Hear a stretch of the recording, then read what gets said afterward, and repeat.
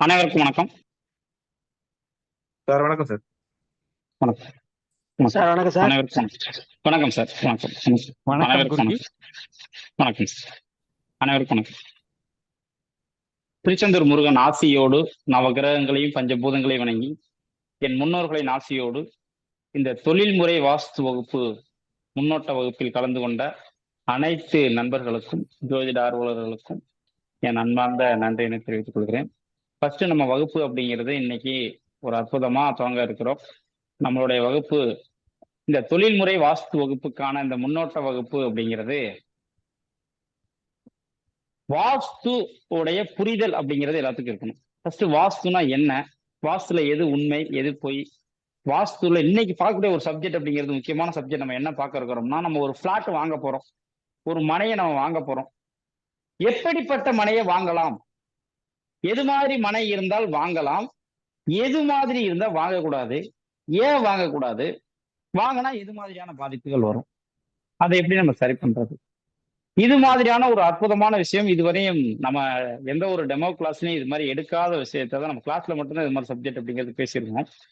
ஒரு முன்னோட்ட வகுப்பு, எந்த ஒரு முன்னோட்ட வகுப்புலையும் நம்ம இது மாதிரி ஒரு சப்ஜெக்ட் இன்னும் எடுக்கல.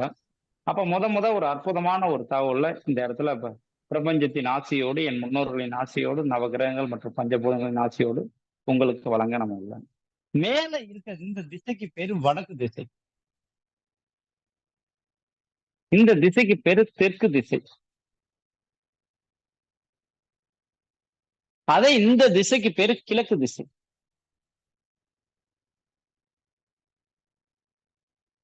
இந்த திசைக்கு பேரு மேற்கு திசை.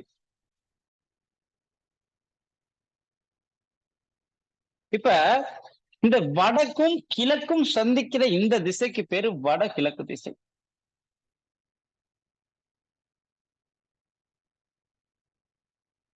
இந்த மூலையை நம்ம வாஸ்து ரீதியா ஈசானிய மூலை அப்படின்னு சொல்லுவோம்.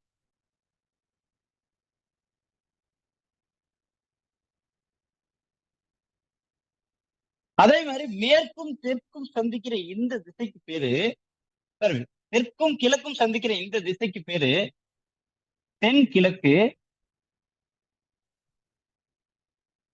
இந்த மூலையை நம்ம அக்னி மூலை அப்படின்னு நம்ம சொல்லுவோம்.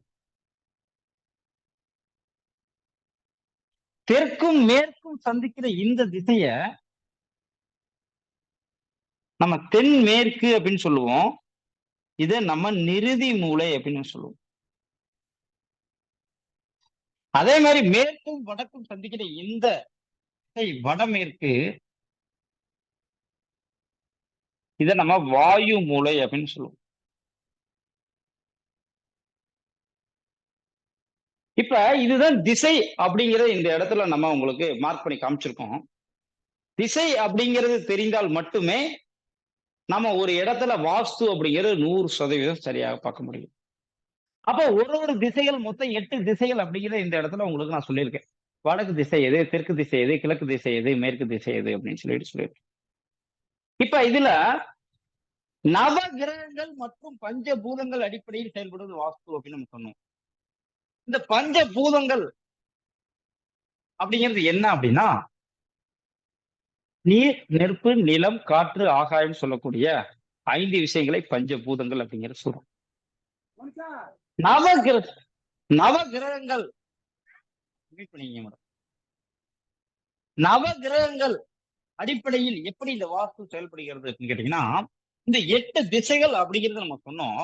இந்த 8 திசைகளிலுமே ஒரு இடத்திலும் ஒரு நவ கிரகத்தின் ஆதிக்கம் இருக்கு. இதுல பாருங்க, இந்த வடக்கு திசை அப்படிங்கிறது குரு பகவானின் ஆதிக்கம் நிறைந்த இடம். இந்த வடகிழக்கு திசை புதனுடைய ஆதிக்கம் நிறைந்த இடம். கிழக்கு திசை அப்படிங்கிறது சுக்கிரனின் ஆதிக்கம் நிறைந்த இடம். தென்கிழக்கு மூலையான அக்னி மூலைங்கிறது சந்திர பகவானின் ஆதிக்கம் நிறைந்த இடம். இந்த தெற்கு திசை அப்படிங்கிறது செவ்வாயின் ஆதிக்கம் நிறைந்த இடம். தென்மேற்கு மூலையான நிருதி மூலை அப்படிங்கிறது ராகு பகவானின் ஆதிக்கம் நிறைந்த இடம். இந்த மேற்கு திசை அப்படிங்கிறது சனி பகவானின் ஆதிக்கம் நிறைந்த இடம். இந்த வடமேற்கு மூலை வாயு மூலை அப்படிங்கிறது கேது பகவானின் ஆதிக்கம் நிறைந்த இடம். ஒரு இடத்தின் மத்திய ஸ்தானம் அப்படிங்கிறது சூரியனின் ஆதிக்கம் நிறைந்த இடம். இதுல நவ கிரகங்களின் பங்கு என்ன அப்படின்னு கேட்டீங்கன்னா, ஒரு ஒரு இடத்திற்கும் ஒரு ஒரு கிரகங்கள் அதிபதியாக இருந்து செயல்படுகிறது. ஏன் அப்படின்னு கேட்டீங்கன்னா, ஒரு வீடு, ஏதோ ஒரு திசை பார்த்த வீடு, அந்த திசையில ஏதோ ஒரு திசையில நம்ம தப்பு பண்ணிடுறோம். எக்ஸாம்பிள், கிழக்கு திசையில நம்ம ஏதோ தப்பு பண்ணிடுறோம்னு வச்சுக்கோங்க. கிழக்கு திசை தப்பு அப்படிங்கிறது எக்ஸாம்பிள், ஒரு செப்டிக் டேங்க் கட்டுறோம். அந்த செப்டிக் டேங்கை தவறா கிழக்கு திசையில கட்டிட்டோம். இப்ப கிழக்கு திசையில செப்டிக் டேங்க் வரக்கூடாதுன்னு வச்சுக்கோங்க, நம்ம கட்டிட்டோம். அப்ப அந்த இடத்துல கிழக்கு திசை பாதிக்கப்பட்டிருக்குன்னு அர்த்தம். கிழக்கு திசையில ஒரு திசையில் வரக்கூடாத ஒரு விஷயத்தை, வாஸ்து ரீதியாக வரக்கூடாத விஷயத்தை அமைச்சிட்டோம் அப்படின்னா அந்த திசை பாதிக்கப்பட்டுச்சு அப்படின்னு அர்த்தம். அப்ப கிழக்கு திசையில நம்ம ஒரு தப்பு பண்ணிட்டோம். அப்ப அவங்களுடைய ஜாதகத்துல என்ன அர்த்தம் அப்படின்னா, கிழக்கு திசையில சுக்கிரன் அப்படிங்கிற இடத்துல நம்ம தப்பு பண்ணிருக்கோம்னு அர்த்தம் வாஸ்து ரீதியா. இப்ப அந்த அவருடைய வீட்டுடைய ஓனருடைய ஜாதகத்துப்படி சுக்கிரன் அப்படிங்கிற கிரகம், ஏன்னா கிழக்கு திசையோட அதிபதி சுக்கிரன், சுக்கிரன் அப்படிங்கிற கிரகம் வலுப்பெற்று இருக்கும் பொழுது, உச்ச பலன் பெற்று இருக்கும் பொழுது, கிரகங்கள் வலிமையாக இருக்கும் பொழுது, அந்த சுக்கிரனுடைய திசையான கிழக்கு திசையில நம்ம ஏதாவது ஒரு தவறு செய்யும் பட்சத்தில் நமக்கு எந்த ஒரு பாதிப்பும் வராது. மாறாக சுக்கிரனுடைய திசையான கிழக்கு திசையில நம்ம ஒரு தப்பு செய்து ஜாதகத்திலும் சுக்கிரன் அப்படின்ற கிரகம் கெட்டு இருந்தால் நமக்கு ஒரு மிகப்பெரிய பாதிப்பு. ஒண்ணு, ஜாதகத்துல நல்லா இருந்து இங்க தப்பு பண்ணிட்டா கூட நமக்கு ஒரு பிரச்சனை வராது. ஆனா ஜாதகத்திலும் கெட்டு இருந்து அந்த திசையில, அந்த கிரகத்துடைய திசையில நம்ம வாஸ்து ரீதியாகவும் தவறு செய்யும் பட்சத்தில் மிகப்பெரிய பாதிப்பு ஏற்படும். இது பாத்தீங்கன்னா ஒரே மாதிரி ரெண்டு பேர் வீடு கட்டி ஒரே மாதிரி கட்டிருக்காங்க. ஆனா அவருக்கு எந்த ஒரு பாதிப்பு வரல, ஆனா இவருக்கு பாதிப்பு வருது. ஒரே மாதிரி தான், அவரும் அதே கிழக்கு திசையில செப்டி டேங்க் கட்டியிருக்காரு, இன்னொருத்தரும் அவரோட ஃப்ரெண்டு கிழக்கு திசையில செப்டி டேங்க் கட்டியிருக்காரு. ஆனா ஃப்ரெண்டுக்கு எந்த பாதிப்பும் வரல. இவருக்கு எப்ப அந்த இடத்துல செப்டிக் டேங்க் கட்டினாரோ அப்ப இருந்து பெரிய பெரிய பிரச்சனைகள் வந்துகிட்டே இருக்கு. அப்ப இந்த செப்டிக் டேங்க் நமக்கு ஏன், அவர் நண்பருக்கு பிரச்சனை வரல, நமக்கு ஏன் பிரச்சனை வருது அப்படின்னா, ஒருவருடைய ஜாதகத்தில் சுக்கிரன் நல்லா இருந்தால் அந்த சுக்கிரனுடைய திசையான கிழக்கு திசையில தவறு செய்யும் பட்சத்தில் அவருக்கு பாதிப்பை கொடுக்காது. இவரோட ஜாதகத்துல சுக்கிரனும் கெட்டிருக்கும், கிழக்கு திசையில இந்த ஒவ்வொரு திசைக்கும் அதே மாதிரி தான். அப்ப மேற்கு திசையில ஏதோ தவறு பண்ணிட்டீங்க, உங்களோட ஜாதகத்துல சனி பகவான் நல்லா இருந்தா உங்களுக்கு பாதிப்பு வராது. ஆனா சனி பகவானும் கெட்டு இருந்து மேற்கு திசையிலும் தவறு செய்தால் உங்களுக்கு ஒரு பாதிப்பை ஏற்படுத்தும் அப்படிங்கிறதுல எந்த விதமான மாற்று கருத்தும் கிடையாது. அதுக்குதான் ஒரு ஒரு இடத்துல உள்ள நவ கிரகங்கள் என்னென்ன அப்படின்னு சொல்லிட்டு நம்ம சொல்லியிருக்கோம். அந்த நவ கிரகத்துக்கு தகுந்தாற் போலதான் நம்ம ஜாதகத்துல அந்த கிரகம் வலிமையா இருக்கும் பட்சத்தில் நம்ம அதே திசையில் நம்ம தவறு செய்யும் பட்சத்தில் நமக்கு பாதிப்பை கொடுக்காது. ஆனா ஜாதகத்திலையும் கெட்டு இங்க வீட்லயும் வாஸ்து ரீதியாக அந்த இடம் பாதிக்கப்பட்டிருந்தால் மிகப்பெரிய ஒரு பாதிப்பை கொடுக்கும் அப்படிங்கிறதுல எந்த விதமான மாற்று கருத்தும் கிடையாது. அப்ப இந்த திசைகள் அப்படிங்கிறது உங்களுக்கு ஃபர்ஸ்ட் தெரியணும். இந்த திசை தெற்கு, இது வடக்கு, இது மேற்கு, இது கிழக்கு, இது தென்கிழக்கு, இது வடகிழக்கு, இது தென்மேற்கு, சரி இது வடமேற்கு, இது தென்மேற்கு. அப்ப இந்த பஞ்சபூதம் அடிப்படையில் செயல்படும் வாஸ்து அப்படின்னு சொன்னோம். நவகிரகங்களை சொல்லிட்டோம், பஞ்சபூதம் அடிப்படையில் செயல்படும் வாஸ்து அப்படின்னு சொன்னோம். பஞ்சபூத அடிப்படையில் எப்படி சார் செயல்படுகிறது அப்படின்னு கேட்டீங்கன்னா, இந்த பூமி, இந்த பிரபஞ்சம் வட்ட வடிவில் இருக்கு. அது வடகிழக்கு மூலையான இந்த மூலையில 23.30 டிகிரி பள்ளமாக இருக்கு. அப்ப 23.30 டிகிரி வடகிழக்கு மூலையில் இந்த பிரபஞ்சம் பள்ளமாக இருக்கும் பொழுது இந்த பள்ளத்தை நோக்கி இந்த பஞ்சபூதங்கள்ல நீர், நெருப்பு, நிலம், காற்று, ஆகாயம் சொல்லக்கூடிய இந்த 5 விஷயங்கள்ல நீரானது மேட்டு பகுதியிலிருந்து பள்ளத்தை நோக்கி பாய்ந்தோடக்கூடிய தன்மை புரிந்தது. அது உங்க எல்லாத்துக்கும் தெரியும். அப்ப ஒரு நீரானது ஒரு இடத்தில் இருந்து பள்ளத்தை நோக்கி பாய்ந்து ஓடுகிறது. அப்ப எந்த இடத்தில் நீரானது பாய்ந்து ஓடுகிறதோ அந்த இடத்தில் நீர் வளம் அப்படிங்கிறது அதிகமாக இருக்கும். அப்ப நீர் வளம் அதிகமாக இருக்கும் இடத்தில் நீர் சம்பந்தப்பட்ட போர், கிணறு, தண்ணி தொட்டி அப்படிங்கிற ஒரு விஷயம்லாம் அமைக்கிறப்ப அது ஒரு சிறப்பான பலனை கொடுக்கும். அதற்கு மாறான ஒரு பலனை நம்ம செய்யும் பொழுது, அதுக்கு மாறான திசையில் ஒரு விஷயத்தை செய்யும் பொழுது, பிரபஞ்சத்திற்கு எதிரான பஞ்சபூதத்திற்கு எதிரான ஒரு காரியத்தை நாம் செய்யும் பொழுது அதற்கான பாதிப்பு கண்டிப்பா ஏற்பட்டு. அப்ப அந்த வடகிழக்கு மூலை அப்படிங்கிறத நோக்கி நீரானது பாய்ந்து விடுகிறது. ஏன்னா பிரபஞ்சமே 23.30 டிகிரி அந்த டைரக்ஷன்ல சாய்ஞ்சு பள்ளமா இருக்கு. அப்ப அந்த நீரானது வடகிழக்கு மூலையை நோக்கி பாய்ந்து விடுவதனாலதான் பஞ்சபூதங்கள்ல வடகிழக்கு மூலை அப்படிங்கிறது நீருக்குரிய மூலை அப்படின்னு சொல்றோம். அதனாலதான் ஒரு வீட்டுக்கு வடகிழக்கு மூலையில போர் போடுங்க, ஈசானிய மூலையில தண்ணி தொட்டி வைங்க அப்படின்னு சொல்றதுக்கு காரணம் அந்த மூலை பள்ளம் அப்படின்னு அர்த்தம். அதனாலதான் வடகிழக்கு மூலையை கொஞ்சம் பள்ளமா கட்டுங்க, வடக்கு திசையை பள்ளமா கட்டுங்க அல்லது கிழக்கு திசையை பள்ளமா கட்டுங்க, ரெண்டு சேர்ற இடமும் பள்ளமா தான் இருக்கணும்னு சொல்றது காரணமே பிரபஞ்சமே வடகிழக்கு மூலை பள்ளம். அப்ப நீருக்குரிய இடம் வடகிழக்கு மூலையான ஈசானிய மூலை. நிலத்திற்குரிய இடம் ஒரு இடத்தில் மேட்டுப்பகுதி எதுவோ அந்த மேட்டுப்பகுதியில தான் நம்ம வீடு கட்ட முடியும், வீடு கட்டி குடியிருக்க முடியும். அப்ப ஒரு இடம் இருக்கு அப்படின்னா பள்ளம் அப்படிங்கிறது ஒரு மூலைனா அதற்கு நேர் எதிரான மூலை கண்டிப்பா மேடாக.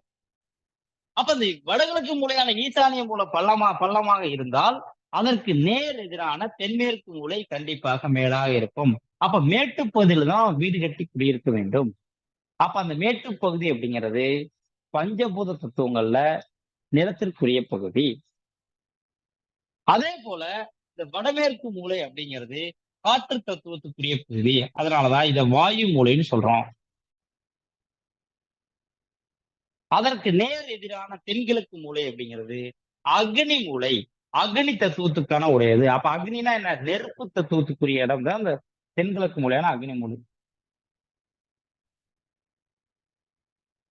இப்ப நீர், நெருப்பு, நிலம், காற்று அப்படிங்கிற ஒரு 4 விஷயத்த நம்ம பார்த்திருக்கோம். இந்த ஆகாயம் அப்படிங்கிற ஒரு விஷயத்த மட்டும் பேசிட்டு அடுத்த சப்ஜெக்ட்ல போயிடலாம். இந்த ஆகாயம் அப்படின்னா என்ன அர்த்தம் அப்படின்னா, ஒரு இடம் இருக்கு, ஒரு இடத்துல ஆகாயம் அப்படிங்கிறது எப்படி வேலை செய்யும்னா பஞ்சபூதங்களுக்கு தலைவனாக இருந்து அது ஆகாயம் செயல்படும். பஞ்சபூதங்களுக்கு என்னன்னா நீர், நிலம், நெருப்பு, காற்று அப்படின்னு சொல்லக்கூடிய இந்த 4 விஷயங்கள் பிளஸ் இந்த ஆகாயம், இது 5 சேர்ந்தது பஞ்சபூதங்கள்னு சொல்றோம். இந்த 5 விஷயங்களுக்கு ஆகாயம் அப்படிங்கிறத தலைவனாக இருக்கும். என்ன சார் செய்யும் அப்படின்னா வேற ஒண்ணும் கிடையாது. இந்த ஆகாய தத்துவம் அப்படிங்கிறது என்ன வேலை செய்யும்னா, நம்மளோட வீடு அப்படிங்கிற ஒரு இடம் இருக்கு அப்படின்னா, ஃபார் எக்ஸாம்பிள் இது ஒரு வீட்டுடைய காம்பவுண்ட் வால்னு வச்சுக்கோங்க. இது ஒரு வீட்டுடைய காம்பவுண்ட் வால், இது வீடு, இது இடம், இது வீடு. இந்த வீட்டுக்கும் இந்த காம்பவுண்ட் வாலிற்கும் இடைப்பட்ட பகுதியில் செயல்படுவதுதான் ஆகாய தத்துவத்துக்குரிய வேலை. நீர் தத்துவம் இங்க வேலை செய்யுது, காற்று தத்துவம் இங்க வேலை செய்யுது, நிலத்தத்துவம் இங்க வேலை செய்யுது, நெருப்பு தத்துவம் இங்க வேலை செய்யுது. இந்த ஆகாய தத்துவம் இது எல்லா இடத்துலயும் வேலை செய்யும். ஆனா உள்ளே வேலை செய்யாத, வெளியிலே வேலை செய்யாது. வீட்டுக்கும் காம்பவுண்ட் வாலிற்கும் இடைப்பட்ட பகுதியில் செயல்படுவது ஆகாய தத்துவம். சார் இது என்ன வேலை சார் செய்யும் அப்படின்னு கேட்டீங்கன்னா, ஒரு பிளாட் இருக்கு, இப்படி ஏபின்னு 2 பிளாட் இருக்கு. இப்ப நம்ம முதல்ல சொன்னோம் நீருக்குரிய இடம் வடகிழக்கு மூலையான ஈசானிய மூலை அப்படின்னு நம்ம சொன்னோம். அப்ப இதுல பாருங்க, நீருக்குரிய இடம் அப்படிங்கிறது வடகிழக்கு மூலையான ஈசானிய மூலை. அப்ப இந்த பி அப்படிங்கிற பிளாட்டுக்கு இதுதான் ஈசானிய மூலை, ஏ அப்படிங்கிற பிளாட்டுக்கு இதுதான் ஈசானிய மூலை. 2 பேருமே வீடு கட்டிட்டாங்க. இவங்க இங்கன ஒரு வீடு கட்டிட்டாங்க தென்மேற்கு மூலை நிலத்தத்துவத்துல, இவங்க இங்கன ஒரு வீடு கட்டிட்டாங்க. 2 பேருமே காம்பவுண்ட் வால் அப்படிங்கிறது அமைக்கல. அப்ப இந்த ஏ பிளாட்டுக்கு இது ஈசானிய மூலை, அங்க போர் போடலாம், தண்ணி கட்டி வைக்கலாம், கிணறு வெட்டலாம், என்ன வேணா பண்ணிக்கலாம். பி அப்படிங்கிற இடத்துக்கு இது ஈசானிய மூலை, அவங்க போர் போடலாம், கிணறு வெட்டலாம், தண்ணி தொட்டி கட்டலாம், என்ன வேணா பண்ணிக்கலாம். ஆனா இந்த பி பிளாட்டுக்கு இந்த மூலை பாருங்க, ஏ பிளாட்டுடைய போர் இங்க, ஏ பிளாட் அப்படிங்கிறது இங்க போர் போட்டாங்க. அப்ப இந்த பி பிளாட்டுக்காரவங்களுக்கு இது என்னன்னு வருது அப்படின்னா, இது வாயு மூலையாக வரும். நல்லா பாருங்க, இந்த இடத்துக்கு இது வாயு மூலை. அப்ப அது வாயு மூலையாக வரும் பொழுது நமக்கு கண்டிப்பா ஒரு பாதிப்பை ஏற்படுத்தும். அந்த இடத்துல கேதுவுடைய இடம் பாதிக்கப்படுகிறது அப்படின்னு சார். நம்ம வீடு போர் தப்பா போட்டோம், பிரச்சனை கொடுக்குது, க்ளோஸ் பண்ணிடலாம். அடுத்தவங்க வீட்டுல எப்படி சார் க்ளோஸ் பண்றது? வேற எதுவுமே செய்ய தேவையில்லை. நீங்க உங்க வீட்டுக்கு ஒரு காம்பவுண்ட் வால் அப்படிங்கறத அமைச்சிட்டீங்கன்னா கண்டிப்பா அந்த பாதிப்பு ஏற்படும். இந்த இடத்துல வேலை செய்யறதுதான் ஆகாய தத்துவத்துக்கு வேலை. இப்ப இந்த ஆகாய தத்துவத்தை மீறி இந்த பஞ்சபூதங்களான நீரால எந்த பிரச்சனையும் வராது, நெருப்பால எந்த ஒரு பிரச்சனையும் வராது, காற்று தத்துவத்தினால எந்த ஒரு பிரச்சனையும் வராது, நில தத்துவத்தினால எந்த பிரச்சனையும் வராது. ஆனா அந்த காம்பவுண்ட் வால் அப்படிங்கறத அமைக்கலைன்னா கண்டிப்பா பக்கத்து வீட்டு போறதுனால பிரச்சனை வரும். சார் காம்பவுண்ட் வால் மட்டும் தான் கட்டணுமா? கம்பி வேலி போடுறது, அதை ஏதாவது கிளீனா கட்டுறது, இது மாதிரி வேலையெல்லாம் செய்யவே கூடாது. ஏன் அப்படி சொல்றேன்னா, இது நீங்க எப்படி அதை புரிஞ்சுக்கணும் அப்படின்னா, பஞ்சபூதமான நீர், நெருப்பு, நிலம், காற்று, இந்த 4 விஷயங்களும் ஒரு இடத்திலிருந்து மற்றொரு இடத்திற்கு ஊடுருவ முடியாத ஒரு வேலையை நீங்க செய்யணும். அப்ப எப்படி செய்யறது? ஒரு காம்பவுண்ட் வால் கட்டுறீங்க, இந்த பக்கம் இருந்து தண்ணியை ஊத்துறீங்க, இந்த பக்கம் தண்ணி போகுமா? நெருப்பு இங்க இருந்து ஃபயர் பண்றீங்க, இந்த நெருப்பு அந்த சைடு போகுமா? காற்று இங்க இருந்து ஸ்ப்ரே பண்றீங்க, போகுமா? அதே ஒரு கம்பி வேலி அப்படிங்கிறது அமைக்கிறீங்க, இங்க இருந்து என்ன வேணாலும் அந்த சைடு போக முடியும். அப்ப எந்த விஷயமா இருக்கட்டும், இது சப்ஜெக்ட் எப்பவுமே நம்ம ஃபார்முலாவை தான் மனப்பாடம் பண்ணி. அப்ப இந்த இடத்தில் இருந்து அந்த இடத்திற்கு ஊடுருவ முடியாத, ஊடுருவ இயலாத எந்த ஒரு விஷயத்தை வேணா நீங்க பண்ணிக்கலாம் சார். அதாவது காற்று, நீர், நிலம், நெருப்பு அப்படின்றது எந்த விஷயமும் ஊடுருவ முடியாது. அதனாலதான் காம்பவுண்ட் வாலுங்கிற சொன்னேன். சில பேர் என்ன சொல்லுவாங்க சார், இன்டர்லாக் பிரிஸ் கட்டலாமா? சில பேர் வந்து ரெடிமேட்லயே காம்பவுண்ட் வால் அது மாதிரி கட்டலாமா? எது வேணா கட்டிக்கலாம். ஆனா இந்த இடத்துல வந்து பஞ்சபூதங்கள் எதுவும் அந்த சைடு ஊடுருவக்கூடாது. அது மாதிரியான விஷயங்களை நீங்க எப்படி வேணாலும் காம்பவுண்ட் வால் அப்படிங்கிறது கட்டிக்கலாம். அப்ப அந்த காம்பவுண்ட் வால் அப்படிங்கறத அமைக்கலைன்னா கண்டிப்பா பக்கத்து இடத்துக்காரவங்க செய்யற தப்புனால உங்களுக்கு மிகப்பெரிய ஒரு பாதிப்பு ஏற்படுத்தும் அப்படிங்கிற ஒரு டவுட்டே கிடையாது. இதுதான் ஒரு வாஸ்துவோட அடிப்படையான விஷயங்கள். இது நம்ம எல்லா டெமோ கிளாஸ்லயும் சொல்றோம். அதனாலதான் இதை சிம்பிளா ஒரு 10 மினிட்ஸ்ல முடிச்சுக்கிட்டோம்.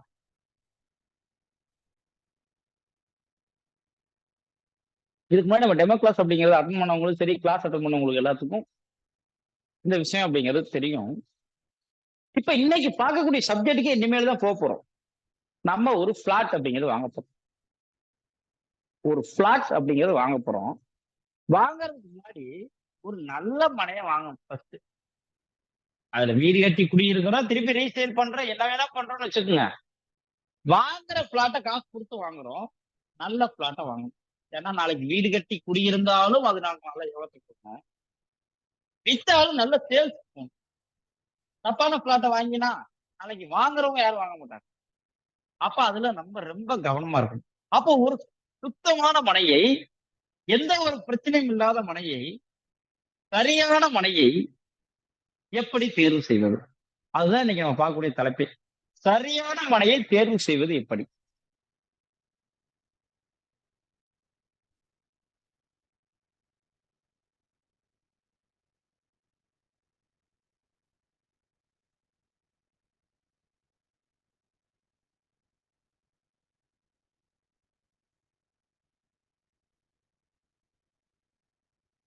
ஃபர்ஸ்ட் ஒரு மனையை நம்ம வாங்கணும்னு வச்சுக்கோங்க. மனையின் வடிவத்தை பொறுத்துதான் ஒரு மனை அப்படிங்கிறது. சும்மா பார்த்தோம் நல்லா இருக்கு, ஸ்பேசியஸா இருக்கு அப்படிலாம் வாங்கிடக்கூடாது. மனையோட வடிவம் அப்படிங்கிறது ஃபர்ஸ்ட். அந்த நம்ம வாங்குற மனை அப்படிங்கிறது எப்படிப்பட்ட மனை, என்ன வடிவம் உடைய மனை அப்படிங்கிறது ரொம்ப முக்கியம். அப்ப அந்த மனையோட வடிவம்னா என்னென்ன அப்படின்னு கேட்டீங்கன்னா, இந்த மனைக்கு பெயர் சதுர மனை அப்படின்னு அர்த்தம்.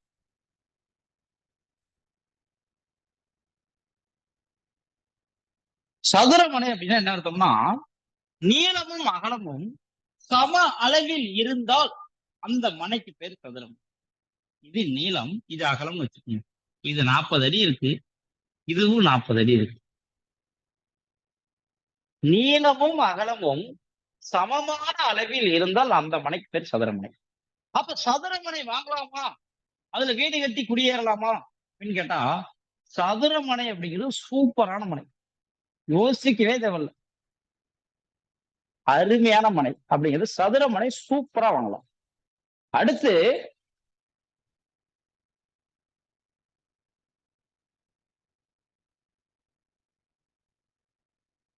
மனை இப்படி இருந்தாலும் சரி, அல்லது இப்படி இருந்தாலும் சரி. இந்த மனைக்கு பேர் என்னன்னு கேட்டீங்கன்னா, இந்த மனைக்கு பேரு செவ்வக மனை.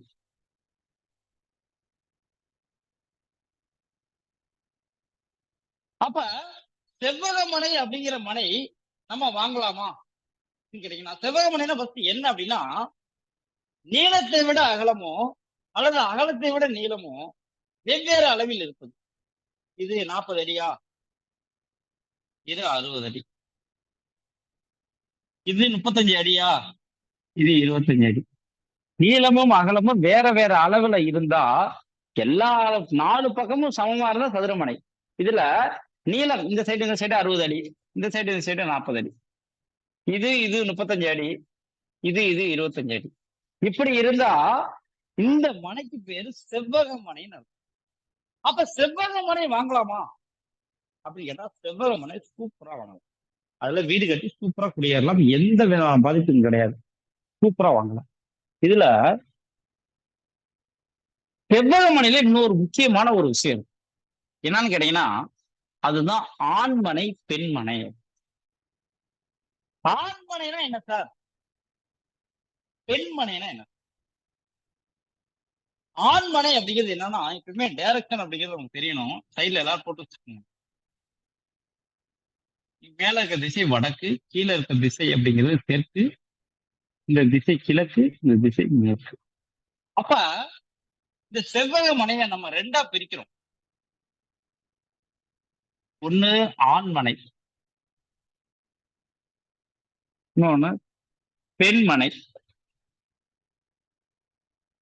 ஆண்மனை பெண்மனை அப்படின்னு சொல்லிட்டு ரெண்டா பிரிக்கிறோம்.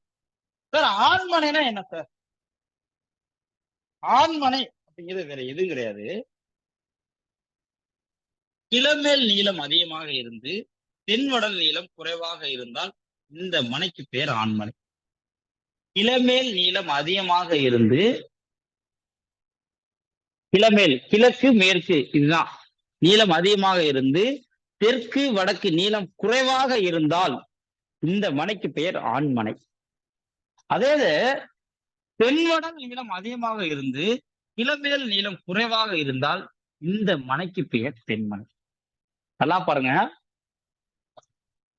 இந்த மனை அப்படிங்கிறது கிழக்கு மேற்கு நீளம் அதிகமாக இருந்து தெற்கு வடக்கு நீளம் குறைவாக இருந்தால் இந்த மனைக்கு பெயர் ஆண்மனை.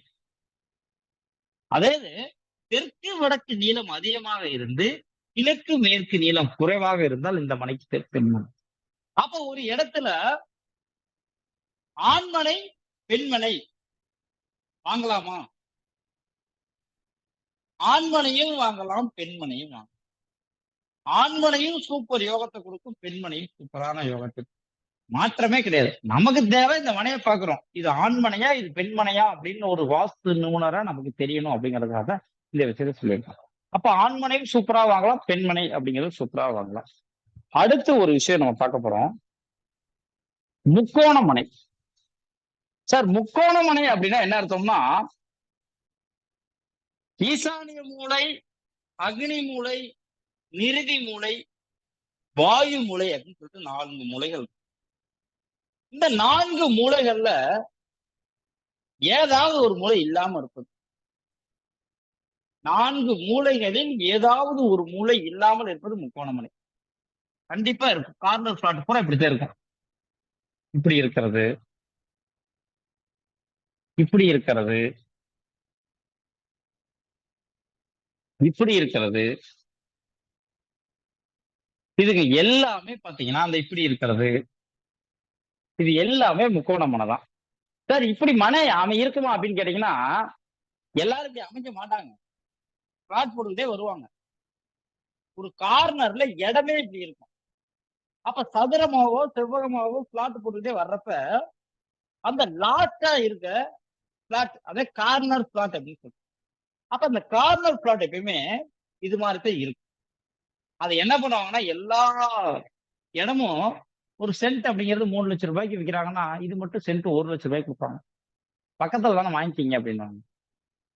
நான் என்ன சொல்றேன்னா, இது மாதிரியான முக்கோண மனைய ஃப்ரீயா கொடுத்தா கூட வாங்கக்கூடாது.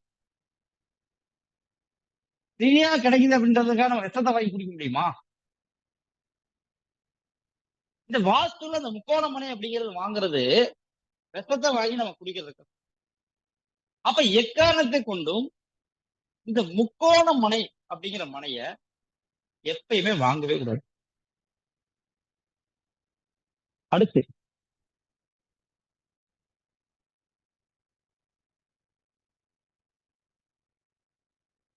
அடுத்த மனைக்கு பேர் தான் பாம்பு மனை. இந்த மனைக்கு பேரு செவ்வக மனைன்னு சொன்னோம். அப்ப செவ்வக மனைக்கும் பாம்பு மனைக்கும் என்ன வித்தியாசம்னு கேட்டீங்கன்னா, 60 அடி நீளம் 40 அடி அகலம் இருக்கு. இந்த மனைக்கு பேரு செவ்வக மனை. ஆனா பாம்பு மனை அப்படிங்கிறது என்னன்னு கேட்டீங்கன்னா,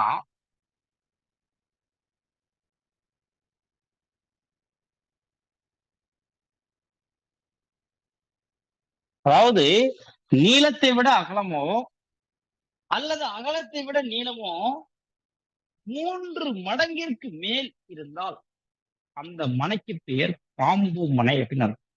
எப்படி சொல்றோம்? 1:3 அப்படிங்கிற ரேஷியோவுக்கு மேல 3க்கு நீளத்தை விட அகலமோ அல்லது அகலத்தை விட நீளமோ 3 மடங்கிற்கு மேல் இருந்தால் அந்த மனைக்கு பேர் பாம்பு மனை. எப்படி சொல்றோம்? இதுல பாருங்க, இந்த இடம் அப்படிங்கிறது 20 அடி இருக்குன்னு வச்சுக்கோங்க. இந்த இடம் 59 அடி இருந்தால் வாங்கலாம். நல்லா பாருங்க, 59 அடி இருந்தா வாங்கலாம். ஆனா 60 அடி இருந்தா வாங்கக்கூடாது. நீளத்தை விட அகலமோ அல்லது அகலத்தை விட நீளமோ 3 மடங்கிற்கு மேல் இருக்கும் பொழுது எக்காரணத்தை கொண்டும் அந்த மனையை நம்ம வாங்கக்கூடாது. அந்த மனைக்கு பேர் பாம்பு மனை அப்படின்னு. அடுத்து, ஒரு மனையை தேர்வு செய்வதற்கு மனையோட வடிவம் அப்படிங்கிறது ரொம்ப முக்கியம் அப்படிங்கிறது இப்பதான் நான் அப்புறம் எப்படி சார் ஒரு மனை அப்படிங்கிறது, இதை தாண்டி வேற என்ன சார் பார்க்கணும் ஒரு மனையை வாங்குறதுக்கு அப்படின்னு கேட்டீங்கன்னா,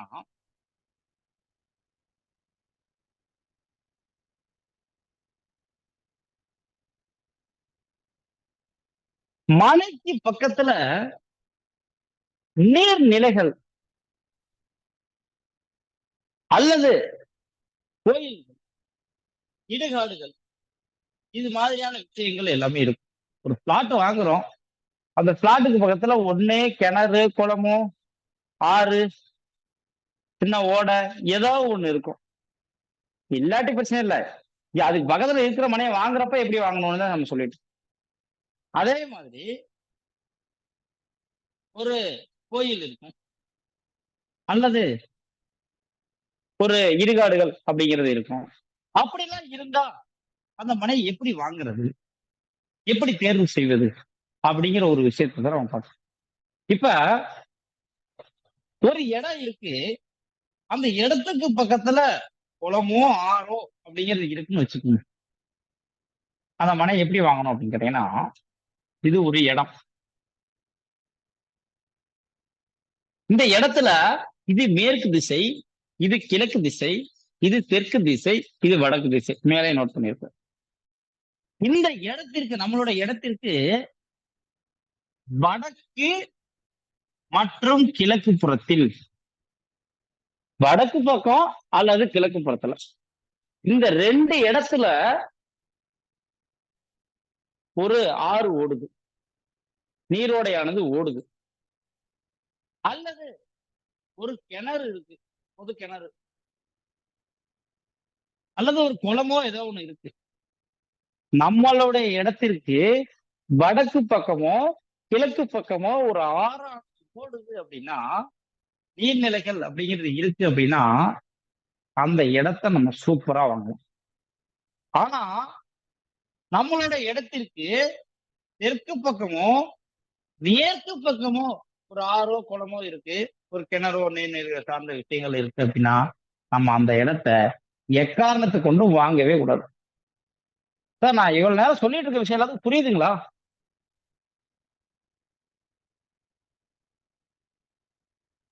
புரியுதுங்க ஐயா. புரியுது சார், நல்லா புரியுது சார். ஓகே, ஏதாவது டவுட் இருக்குங்களா? டவுட் இருந்தா கேளுங்க. இதுவரை நடத்துனதுல யாருக்கா டவுட் இருக்குங்களா? சார் அந்த நிருதி மூளைன்னு இருக்கு, அதுல என்ன சார் இருக்கலாம்? நிருதி மூளை. என்னங்க சார்? நிருதி மூலையில மேடம்? நிருதி மூளை. மேடம். தெற்கு மேற்குக்கு நடுப்புற இருக்கு, தென்மேற்கு. மேடம், இதுதான் நிருதி மூலை. அங்க என்ன சார் இருக்கணும்னு சொன்னீங்க? வீடு மேடம், நம்மளுடைய வீடு. வீடு கட்டுற இடமே இதான் madam. Okay okay okay sir. Nirriti மூலையில நம்ம வீடே கட்டணும். இப்ப ஒரு இடம் அப்படிங்கிறது இப்ப நம்ம சொன்னோம், நம்மளுடைய இடத்திற்கு வடக்கு புறமும் கிழக்கு புறமும் ஒரு ஆறானது ஓடுது, ஒரு நீரானது ஓடுது அப்படின்னா அந்த இடத்த சூப்பரா நம்ம வாங்கலாம், எந்த விதமான மாற்று கருத்துமே கிடையாது. அதே மாதிரி மாறா மேற்கு பக்கம் ஓடுது சார் ஆறு, கொஞ்சம் தூரம் தள்ளி ஓடுது சார். தெற்கு பக்கம் ஓடுது சார் ஒரு ஆறு, நம்ம தூரம் தள்ளி ஓடுது. அப்ப அந்த இடத்த நம்ம வாங்கலாமா அப்படின்னு கேட்டீங்கன்னா அந்த இடத்த வாங்கலாம். எப்படி வாங்கணும்னா, நம்மளுடைய இடத்திலிருந்து அந்த ஆறானது, அந்த ஏரியானது அல்லது அந்த குளமானது 108 அடி தள்ளி இருந்தால், 108 அடி நம்மளுடைய இடத்துல இருந்து தெற்கு பக்கமா மேற்கு பக்கமா தள்ளி இருந்தா வாங்கலாம். சார் வடக்கு பக்கமோ கிழக்கு பக்கமோ 108 அடி தள்ளி இருக்கக்கூடாது. 5 அடியில இருந்தாலும் சரி வாங்கலாம், 10 அடியில இருந்தாலும் வாங்கலாம், பார்க்கவே தேவையில்லை. வடக்கு பக்கமும் கிழக்கு பக்கமும் இருந்தா, மாறா தெற்கு பக்கமும் மேற்கு பக்கமும் இருந்தால் 108 அடி தள்ளி நம்ம அந்த இடத்த, நம்மளுடைய பிளாட் அப்படிங்கிறது 108 அடி தள்ளி இருந்தா வாங்கலாம். அதுக்கு உள்ள இருக்கா 108 அடிக்குள்ள 90 அடியில இருக்கிறது, 80 அடியில இருக்கிறது, அப்படி இருந்தா கண்டிப்பா அந்த இடம் நம்ம வாங்க. அடுத்து எப்பயுமே நம்மளுடைய வீடு, ஒரு மனை அப்படிங்கிறது வாங்குறோம், ஒரு பிளாட் அப்படிங்கிறது வாங்குறோம்னா அதுக்கு பக்கத்துல கோயில் அப்படிங்கிறது இருக்குன்னு வச்சுக்கோங்க. கோயில் அப்படிங்கிறது இருக்கு. அப்ப பக்கத்துல கோயில் இருந்தால் இந்த மனையை நம்ம வாங்கலாமா கேட்டீங்கன்னா, நம்மளுடைய இடத்திற்கு தென்மேற்கு மூலையில் கோயில் இருந்தால், இந்த இடத்துல தென்மேற்கு மூலையில அல்லது இந்த தெற்கு மையத்திலிருந்து மேற்கு மையத்துக்குள்ள, இந்த இடத்துக்குள்ள நம்மளுடைய இடத்துல இருந்து தெற்கு மைய புள்ளியில் இருந்து மேற்கு மைய புள்ளி வரை இந்த 2 இடத்துக்குள்ள எங்கன கோயில் இருந்தாலும் சரி, இந்த இடத்துக்குள்ள அந்த பிளாட்டை நம்ம வாங்கலாம். மாறாக போய் ஈசானியத்துல இந்த மூலையில கோயில் இருக்கு, அக்னி மூலையில கோயில் இருக்கு, வாயு மூலையில கோயில் இருக்கு, இப்படி கோயில் இருந்தா நம்ம அந்த பிளாட்டை வாங்கக்கூடாது. நம்மளோட இடத்தில் இருந்து தென்மேற்கு மூலையில் கோயில் இருந்தால் அந்த இடத்தை நம்ம வாங்கலாம். வேற எந்த மூலையில கோயில் இருந்தாலும் வாங்கக்கூடாது. அப்ப எந்த மூலையில எங்கனா இருந்தாலும் வாங்கக்கூடாதுன்னா நம்மளோட இடம் எப்படி சார் சூஸ் பண்றது அப்படின்னு கேட்டீங்கன்னா, ஒருவேளை அக்னி மூலையில கோயில் இருக்குன்னு வச்சுக்கோங்க, அந்த கோயில் இருக்கிற இடத்துல இருந்து நம்மளுடைய பிளாட் அப்படிங்கிறது 144 அடி தள்ளி இருந்தா வாங்கலாம். நல்லா பாத்துங்க, தென்மேற்கு மூலையில இருந்தால் அதுக்கு பக்கத்து பிளாட் கூட வாங்கலாம், தப்பே கிடையாது.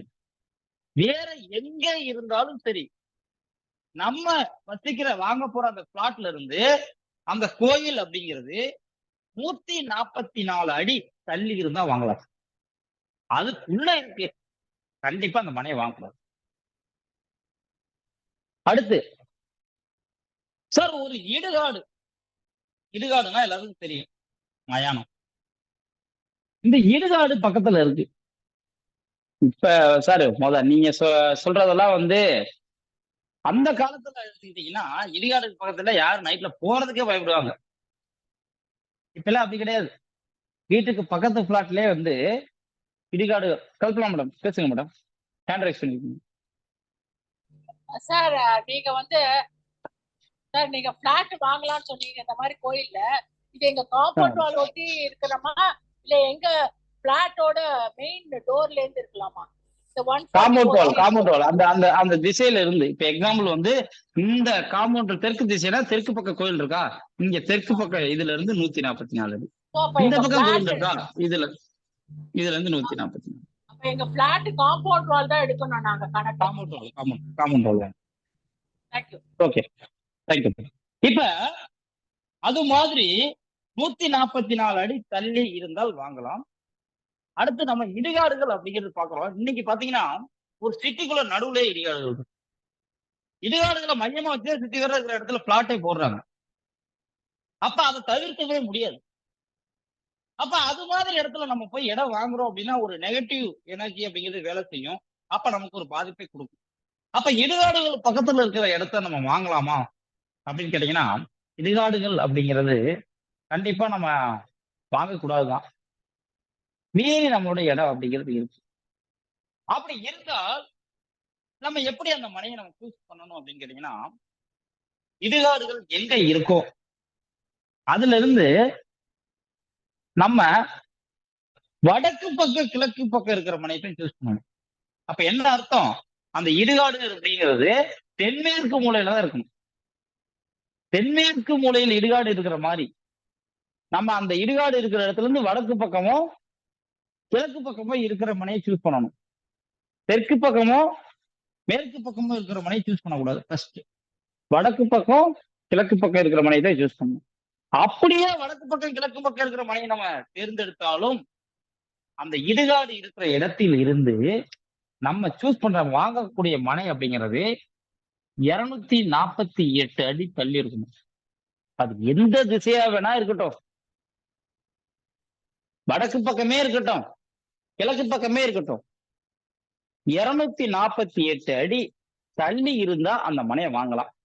அதுக்குள்ள இருந்துச்சுன்னா கண்டிப்பா அந்த இடுகாடு மனை அப்படிங்கிறது நமக்கு மிகப்பெரிய ஒரு பாதிப்பை ஏற்படுத்தும். அந்த இடங்கிறது மிகப்பெரிய ஒரு பிரச்சனை ஏற்படும். அப்ப இந்த மனை வாங்குறப்ப இது மாதிரியான விஷயங்கள்லாம் பார்த்துதான் ஒரு மனை அப்படிங்கிறது தேர்வு செய்யணும். இந்த மனை தேர்வு செய்யறதுல இப்ப நம்ம சில விஷயங்கள் அப்படிங்கிறது பார்த்தோம். இந்த பார்த்த விஷயத்துல ஏதாவது சந்தேகங்கள் இருந்தா சொல்லுங்க, ஒரு 5 மினிட்ஸ் பேசிட்டு மரத்தை சுத்தப்படுவோம்.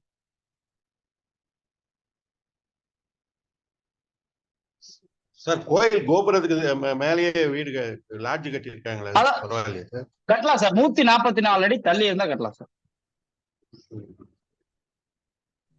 சார் இடுகாடு எந்த திசையில 248 இது தள்ளி இருந்தா சொன்னீங்க? வடக்கு? அதாவது பொதுவாவே இடுகாடு அப்படிங்கிறது நம்ம இருக்கிற இடத்துல இருந்து தென்மேற்கு மூலையில தான் இருக்கணும். ஏன்னா தென்மேற்கு மூலைங்கிறது ராகுவுடைய இடம். ராகுவுடைய இடத்தில் தான் இடுகாடுகள் இருக்கணும். மாறாக வேற இடத்துல இருந்தா நம்ம என்ன பண்றோம், நம்ம போய் தெற்கு பக்கம் இடம் வாங்கிட்டோம்னு வச்சுக்கோங்களேன், அப்ப வடக்கு பக்கம் இடுகாடு இருக்குன்னு அர்த்தம். வடக்கு பக்கம் யாரோட திசை? குரு பகவானுடைய திசை. அப்ப நமக்கு வரக்கூடிய யோகத்தினால் பிரச்சனை வரும், பணங்காசுல பஞ்சம் வரும், எல்லாமே வரும். அதே நம்ம போய் இடுகாடு இருக்கிற இடத்துல இருந்து மேற்கு பக்கம் போய் இடம் வாங்கிடுறோம். அப்ப இடுகாடுகள் நமக்கு கிழக்கு திசை. இப்போ ஒரு வீடு இருக்கு சார், அந்த வீடுக்கு கிழக்குல வந்து ரோடு போயிட்டு இருக்கு. அது தாண்டி இடுகாடு இருந்தா அதுவும் குற்றமா? தாண்டியே இருந்தாலும் சார், தாண்டியே இருந்தாலும் ரோடு தாண்டியே இருந்தாலும் நம்மளுடைய இடத்திலிருந்து 248 அடி தள்ளி இருந்தா பாதிப்பு வராது. 248 அடிக்குள்ள இருந்தா கண்டிப்பா பாதிப்பு வரும். சரி, அதனால பிரச்சனைகள் அப்படிங்கிறது கண்டிப்பா வரும்.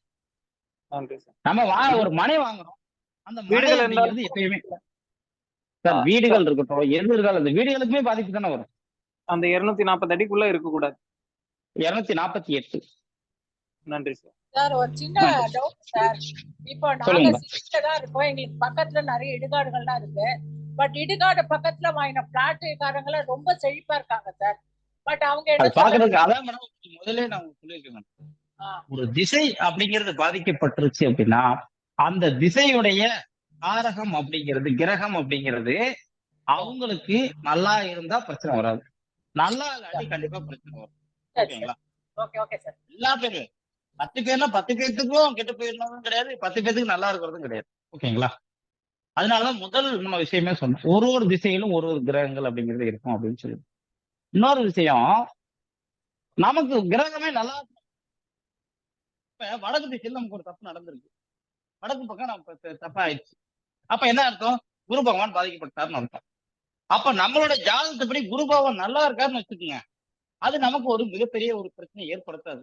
ஆனா நம்மளுடைய வளர்ச்சியை தடுக்கும் அப்படிங்கிறதுல எந்த ஒரு மாற்றமும் கிடையாது. 100 ரூபாய் சம்பாதிக்கிற இடத்துல 50 ரூபாய் சம்பாதிப்பீங்க. ஆனா அது சரியா இருந்தா நீங்க 100 ரூபாய் சம்பாதிப்பீங்க. அது உங்களுக்கு பிரச்சனை கொடுக்கறதுனால 50 ரூபா சம்பாதிக்க முடியும். ஆனா கெட்டு போயிருந்தா மைனஸ் 100 ரூபால போயிட்டு இருக்கு. அப்ப கடன் வாங்கி பொழுப்ப ஓட்டுற மாதிரி இருக்கும், வேற ஒண்ணும் இல்ல. நல்லா இருக்கப்ப கரெக்டா நமக்கு வந்து பெரிய லெவல்ல வீழ்ச்சியும் இருக்காது, வளர்ச்சியும் இருக்காது. ஆனா நல்லா இருந்தா மிகப்பெரிய, கெட்டு போயிருந்தா மிகப்பெரிய ஒரு வீழ்ச்சியை கொடுக்கும். அவ்வளவுதான், வேற எதுவுமே கிடையாது. ஜாதகத்திலையும் சார் இப்ப கெட்டு திசையும் கெட்டு இருந்தா மிகப்பெரிய வீழ்ச்சியை கொடுக்கும்.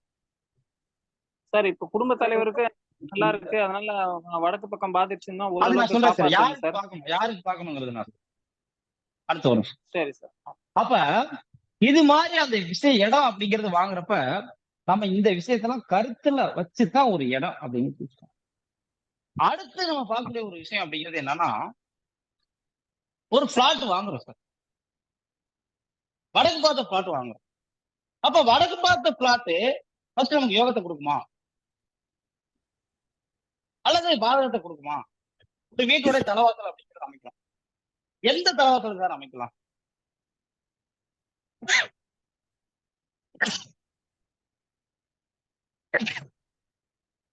வடக்கு பார்த்து தலவாசல் அமைக்கலாமா அல்லது கிழக்கு பார்த்து அமைக்கலாமா?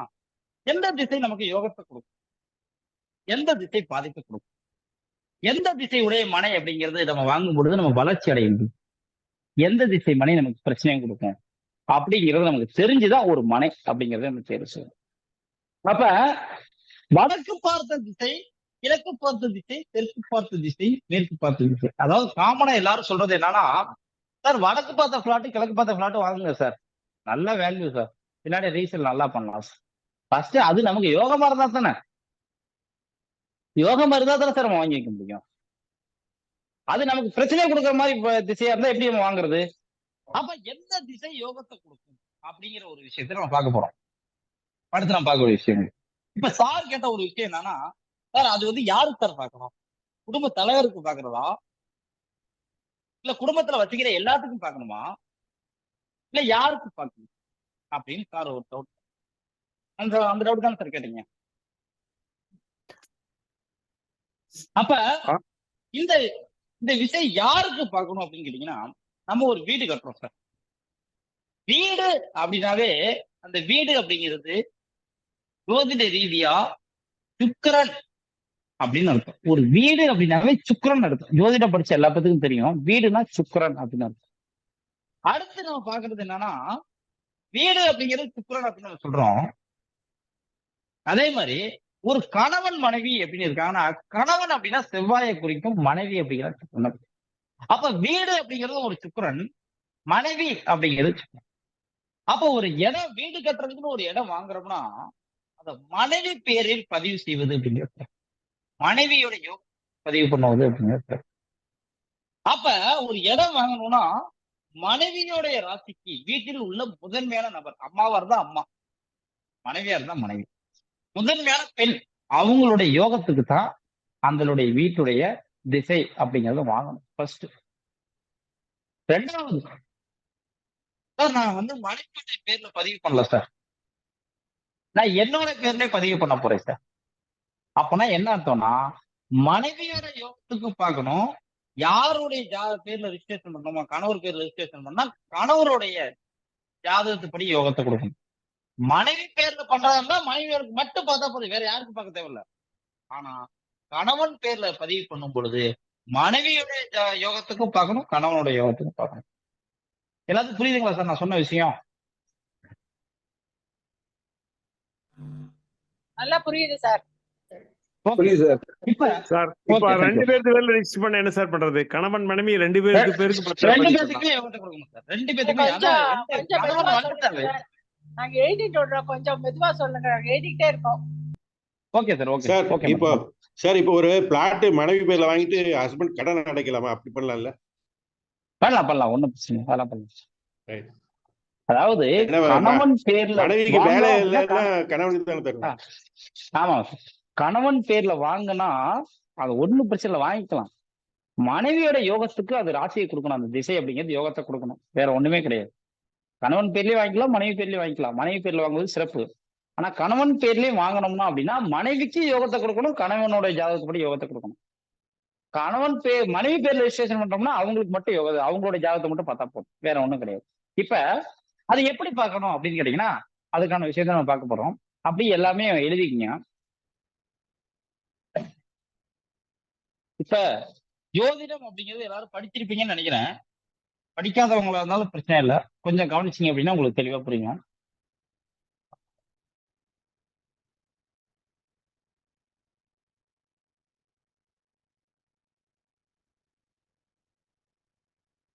இதுதான் 12 ராசி கட்டம் அப்படிங்கிறது. ஃபர்ஸ்ட் இந்த ராசி கட்டம் அப்படிங்கிறது இதுல பாருங்க, இந்த ராசி கட்டத்தை நம்ம காலச்சக்கரம் அப்படின்னு சொல்றோம் ஜோதிடத்துல. இதுல இந்த கட்டம் தான் முதல் கட்டம். ஜோதிடத்துல இதை முதல் கட்டம்னு சொல்றோம். இந்த கட்டத்துடைய பேர் மேசம்னு இருக்கும். இந்த ராசிக்கு பேர் மேசம்னு இருக்கும். இந்த 2வது இருக்க ராசிக்கு பேர் ரிஷபம். 3வது இருக்க ராசிக்கு பேர் மிதுனம். 4வது இருக்க ராசிக்கு பேர் கடகம். 5வது இருக்க ராசிக்கு பேர் சிம்மம். 6வது இருக்க ராசிக்கு பேர் கன்னி. 7வது இருக்க ராசிக்கு பேர் துலாம். 8வது இருக்க ராசிக்கு பேர் விருச்சகம். 9வது இருக்க ராசிக்கு பேர் தனுசு. 10வது இந்த கட்டத்துக்கு பேர் மகரம். 11வது ராசிக்கு பேர் கும்பம். 12வது ராசிக்கு பேர் மீனம். இப்படி நம்ம 12 ராசிகள் கட்டம் அப்படிங்கிறது இருக்கு, எல்லாத்துக்கும் தெரியும். அடுத்து பாத்தீங்கன்னா இந்த 12 ராசிகளுக்கும் ஒரு திசைகள் அப்படிங்கிறது இருக்கு. இந்த மேச ராசி அப்படின்னு எடுத்துக்கிட்டீங்கன்னா மேச ராசியோட திசை அப்படிங்கிறது என்னன்னு கேட்டீங்கன்னா கிழக்கு திசை. ரிஷப ராசி அப்படிங்கிறது தெற்கு திசை. மிதுன ராசி அப்படிங்கிறது மேற்கு திசை. கடக ராசி அப்படிங்கிறது வடக்கு திசை. அதே மாதிரி சிம்ம ராசி அப்படிங்கிறது கிழக்கு திசை. கன்னி ராசி அப்படிங்கிறது தெற்கு திசை. துலாம் ராசி அப்படிங்கிறது மேற்கு திசை. விருச்சிக ராசி அப்படிங்கிறது வடக்கு திசை. அதே மாதிரி இந்த தனுசு ராசி அப்படிங்கிறது கிழக்கு திசை. இந்த மகர ராசி அப்படிங்கிறது தெற்கு திசை. கும்பராசி அப்படிங்கிறது மேற்கு திசை. இந்த மீன ராசி அப்படிங்கிறது வடக்கு திசை. இப்படி நம்ம திசைகளை 12 ராசிகளுக்கும் பிரிக்கிறோம். அடுத்து பாத்தீங்கன்னா இந்த திசைகள் அப்படிங்கிறத தாண்டி ஒரு ராசிகளுக்கும் ஒரு அதிபதி அப்படின்னு ஒருத்தர் இருக்காரு. அதிபதினா என்ன அர்த்தம்னா ஓனர், அந்த இடத்திற்குரிய ஓனர். 12 ராசிகளுக்கும் ஒரு இடத்திற்கும் ஒரு ஓனர் அப்படின்னு இருக்காங்க. யார் யாரு எந்தெந்த இடத்துடைய அதிபதி, யார் யாரு எந்தெந்த இடத்துக்கு ஓனர் அப்படின்னு பாத்தீங்கன்னா இந்த சிம்மராசி அப்படின்னு சொல்லக்கூடிய ராசிக்கு சூரியன் தான் அந்த இடத்திற்கு அதிபதி. அதே மாதிரி கடக ராசிக்கு சந்திரன் தான் அதிபதி. இந்த மிதுன ராசி கன்னி ராசி இது ரெண்டுக்கும் புதன் தான் அதிபதி. துலாவுக்கும் ரிஷப ராசிக்கும் சுக்கிரன் தான் அதிபதி.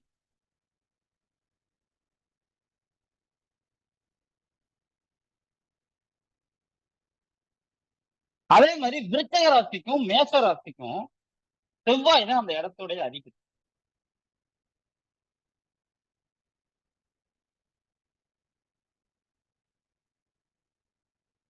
இந்த தனுசு ராசிக்கும் மீன ராசிக்கும் இது ரெண்டுக்கும் குரு பகவான் தான் அதிபதி. மகர ராசிக்கும் கும்ப ராசிக்கும் சனி பகவான் தான் அதிபதி. இப்படி ஒரு ராசிக்குரிய அதிபதி யாரு அப்படிங்கிறத பார்த்திருக்கோம். அடுத்து பாத்தீங்கன்னா இந்த 12 ராசிகளை நம்ம 3 வகையாக பிரிக்கிறோம். எப்படின்னா பரம், பிரம், உபயம் அப்படின்னு சொல்லிட்டு 3ஆ பிரிக்கிறோம்.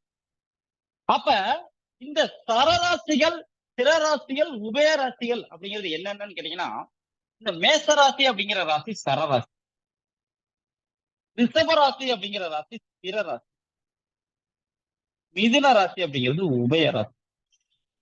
அதே மாதிரி கடக ராசி அப்படிங்கிறது சரராசி, சிம்ம ராசி அப்படிங்கிறது ஸ்திர ராசி, கன்னி ராசி அப்படிங்கிறது உபய ராசி, துலாம் ராசி அப்படிங்கிறது சரராசி, விருச்சிக ராசி அப்படிங்கிறது ஸ்திர ராசி, தனுசு ராசி அப்படிங்கிறது உபய ராசி. இந்த மகர ராசி அப்படிங்கிற ராசி சரராசி, கும்ப ராசி அப்படிங்கிறது ஸ்திர ராசி, மீன ராசி அப்படிங்கிறது உபய ராசி. இப்படி ராசிகளை தரம், ஸ்திரம், உபயம் அப்படின்னு சொல்லிட்டு மூணா பிரிக்கணும் சார். இதுல இன்னொரு முக்கியமான விஷயம் என்ன அப்படின்னு கேட்டீங்கன்னா, இந்த சரராசி அப்படின்னு சொல்லக்கூடிய ராசிகள், சரராசின்னு சொல்லக்கூடிய ராசிகளான மேசம், கடகம், துலாம், மகரம் அப்படின்னு சொல்லக்கூடிய இந்த சரராசிகளுக்கு 11வது இடம் பாதகம் செய்யக்கூடிய இடமாக அமையும். அதே ஸ்திர ராசிகள் அப்படின்னு சொல்லக்கூடிய ராசிகளான ரிஷபம், சிம்மம், விருச்சகம், கும்பம் இந்த 4 ராசிகளுக்கும் 9வது ஸ்தானம் பாதகம் செய்யக்கூடிய ஸ்தானமாக அமையும். அதே உபய ராசிகள் சொல்லக்கூடிய மிதுனம், கன்னி, தனுசு, மீனம் அப்படின்னு சொல்லக்கூடிய இந்த 4 ராசிகளுக்கும் 7ஆம் இடம் பாதகம் செய்யக்கூடிய இடமாக அமையும். அப்ப நம்மளுடைய ஜாதகத்துல எந்த திசை பாதக திசை அப்படின்னு நம்ம கண்டுபிடிக்கணும் அப்படின்னா ஒண்ணும் கிடையாது, லக்னத்தை தான் பார்க்கணும். ராசி அப்படிங்கிறது பார்க்க கூடாது, லக்னம் தான் நமக்கு மெயின். லக்னத்தை தான் வச்சு ஒரு ஜாதகருக்கு ஒரு பலனை நம்ம நிர்ணயம் செய்ய முடியும், ராசியை வச்சு நிர்ணயம் செய்ய முடியாது. அப்ப லக்னம் அப்படிங்கிறத வச்சு நம்ம பார்க்கும் பொழுது நம்ம என்ன லக்னமோ, தர லக்னமா, ஸ்திர லக்னமா, உபய லக்னமான்னு பார்க்கணும். அப்ப என்ன லக்னமோ அந்த லக்னத்தில் இருந்து பாதக ஸ்தானம் அப்படிங்கிறது எது வருதோ, தர லக்னமா இருந்தா 11ஆம் இடம் பாதகஸ்தானம், ஸ்திர லக்னமா இருந்தா 9ஆம் இடம் பாதகஸ்தானம், உபய லக்னமா இருந்தா 7ஆம் இடம் பாதகஸ்தானம். அப்ப பாதக ஸ்தானம் என்ன வருகிறதோ அந்த பாதக ஸ்தானத்தோட திசை ஆகாது, பாதக ஸ்தானத்தின் திசை ஆகாது. 2வது, பாதக ஸ்தானத்துடைய அதிபதி யாரோ அந்த அதிபதி நின்ற திசை ஆகாது. பாதக ஸ்தானத்தின் திசை ஆகாது, பாதக ஸ்தானத்தின் அதிபதி நின்ற திசை ஆகாது. அவ்வளவுதான், வேற எந்த ஒரு விஷயமும் கிடையாது.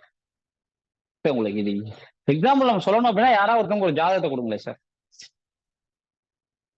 உங்களோட ஜாதகம் யாராவது இருந்தா கொடுங்க. மீன லக்னம் சார். குமார் சார், மீன லக்னம், கிரகங்களை சொல்லுங்க சார். கிரகம் லக்னத்திலே ராகு, லக்னத்திலே ராகு, லக்னத்துக்கு 7ல சூரியனும் கேது, சூரியன், கேது, 8ல சுக்கிரனும் புதனும், 8ல சுக்கிரன், புதன், 9ல சனி, 9ல் சனி, 11ல செவ்வாய், 11ல செவ்வாய், 12ல குரு, 12ல் குரு, 6ல சந்திரன், 6ல சந்திரன். ஓகே, இப்ப குமார் சாரோட ஜாதகத்துப்படி லக்னம் அப்படிங்கிறது மீன லக்னம்.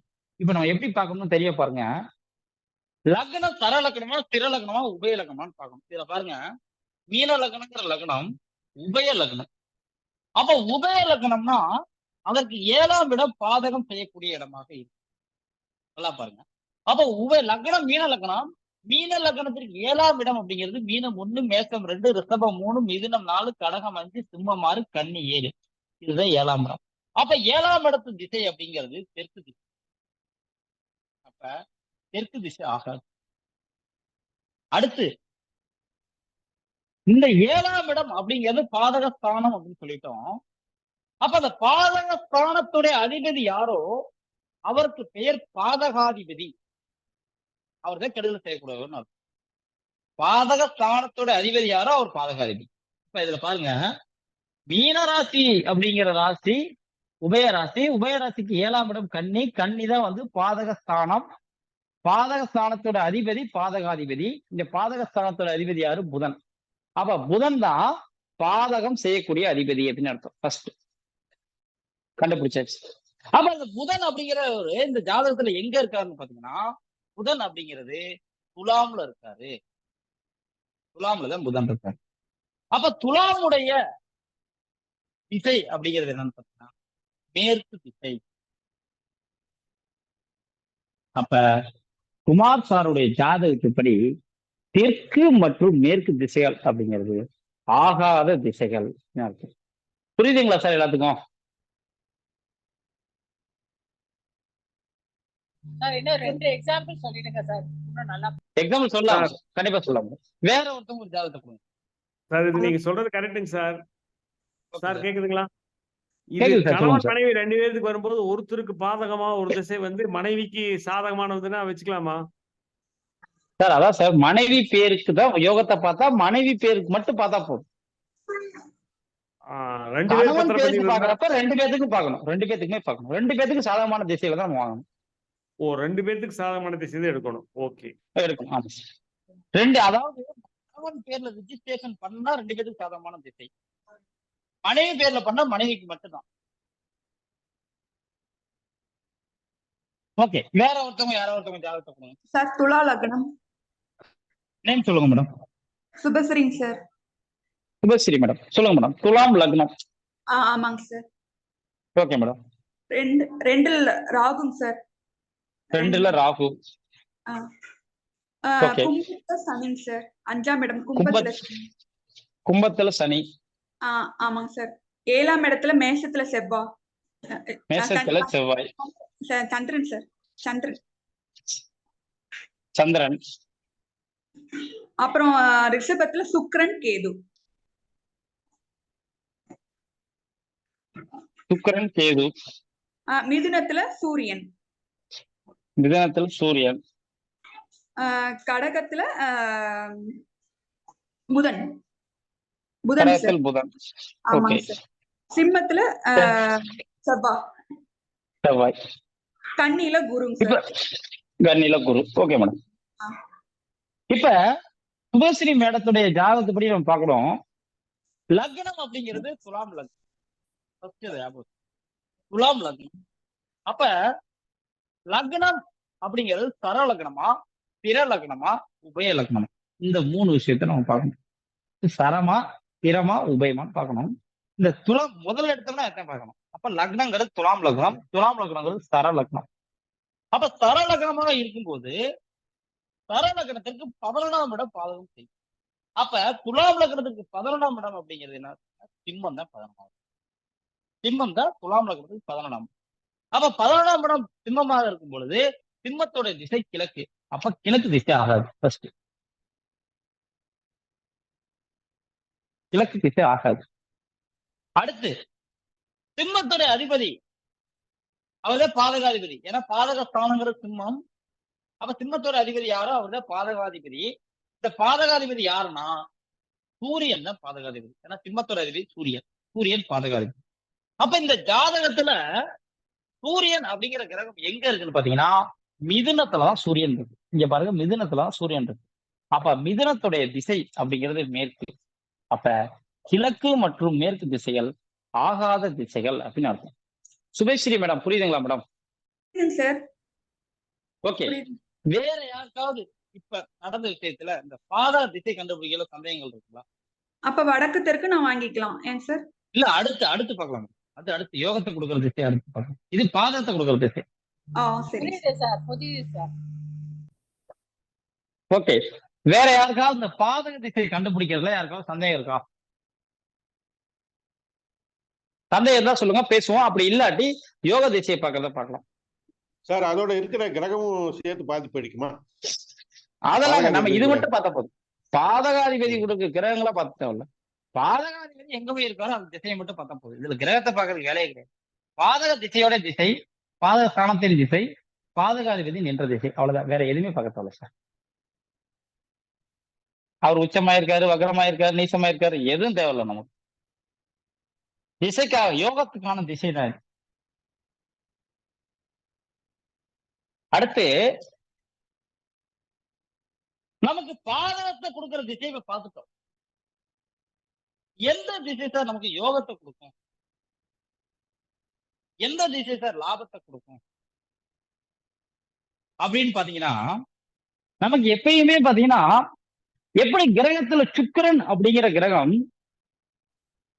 வீடு அப்படின்னு சொன்னமோ, பாவத்துல 1ஆம் பாவத்தில் இருந்து 12ஆம் பாவங்கள் வரையும் பல காரகத்துவங்கள்.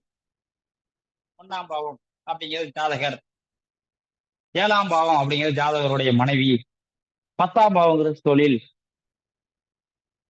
12ஆம் பாவங்கிறது அயன சயன போகம், 5ஆம் பாவங்கிறது காதல், அன்பு, பாசம் அப்படின்னு ஒவ்வொரு பாவத்திற்கும் பல காரகத்துவங்கள்.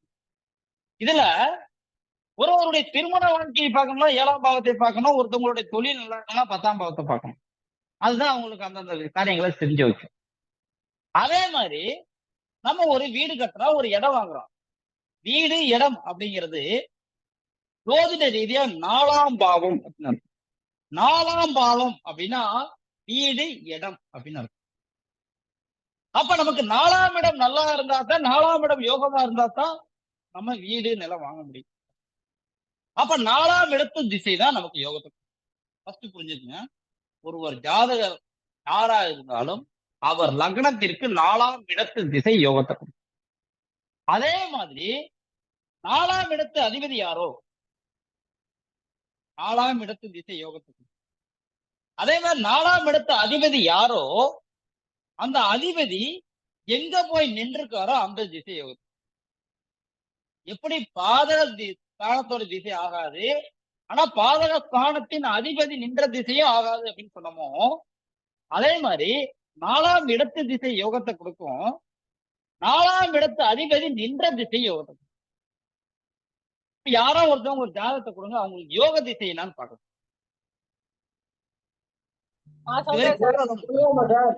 சார் மேஷ லக்னம் நான் சொல்றேன் சார். மேஷ லக்னம். ஆமா.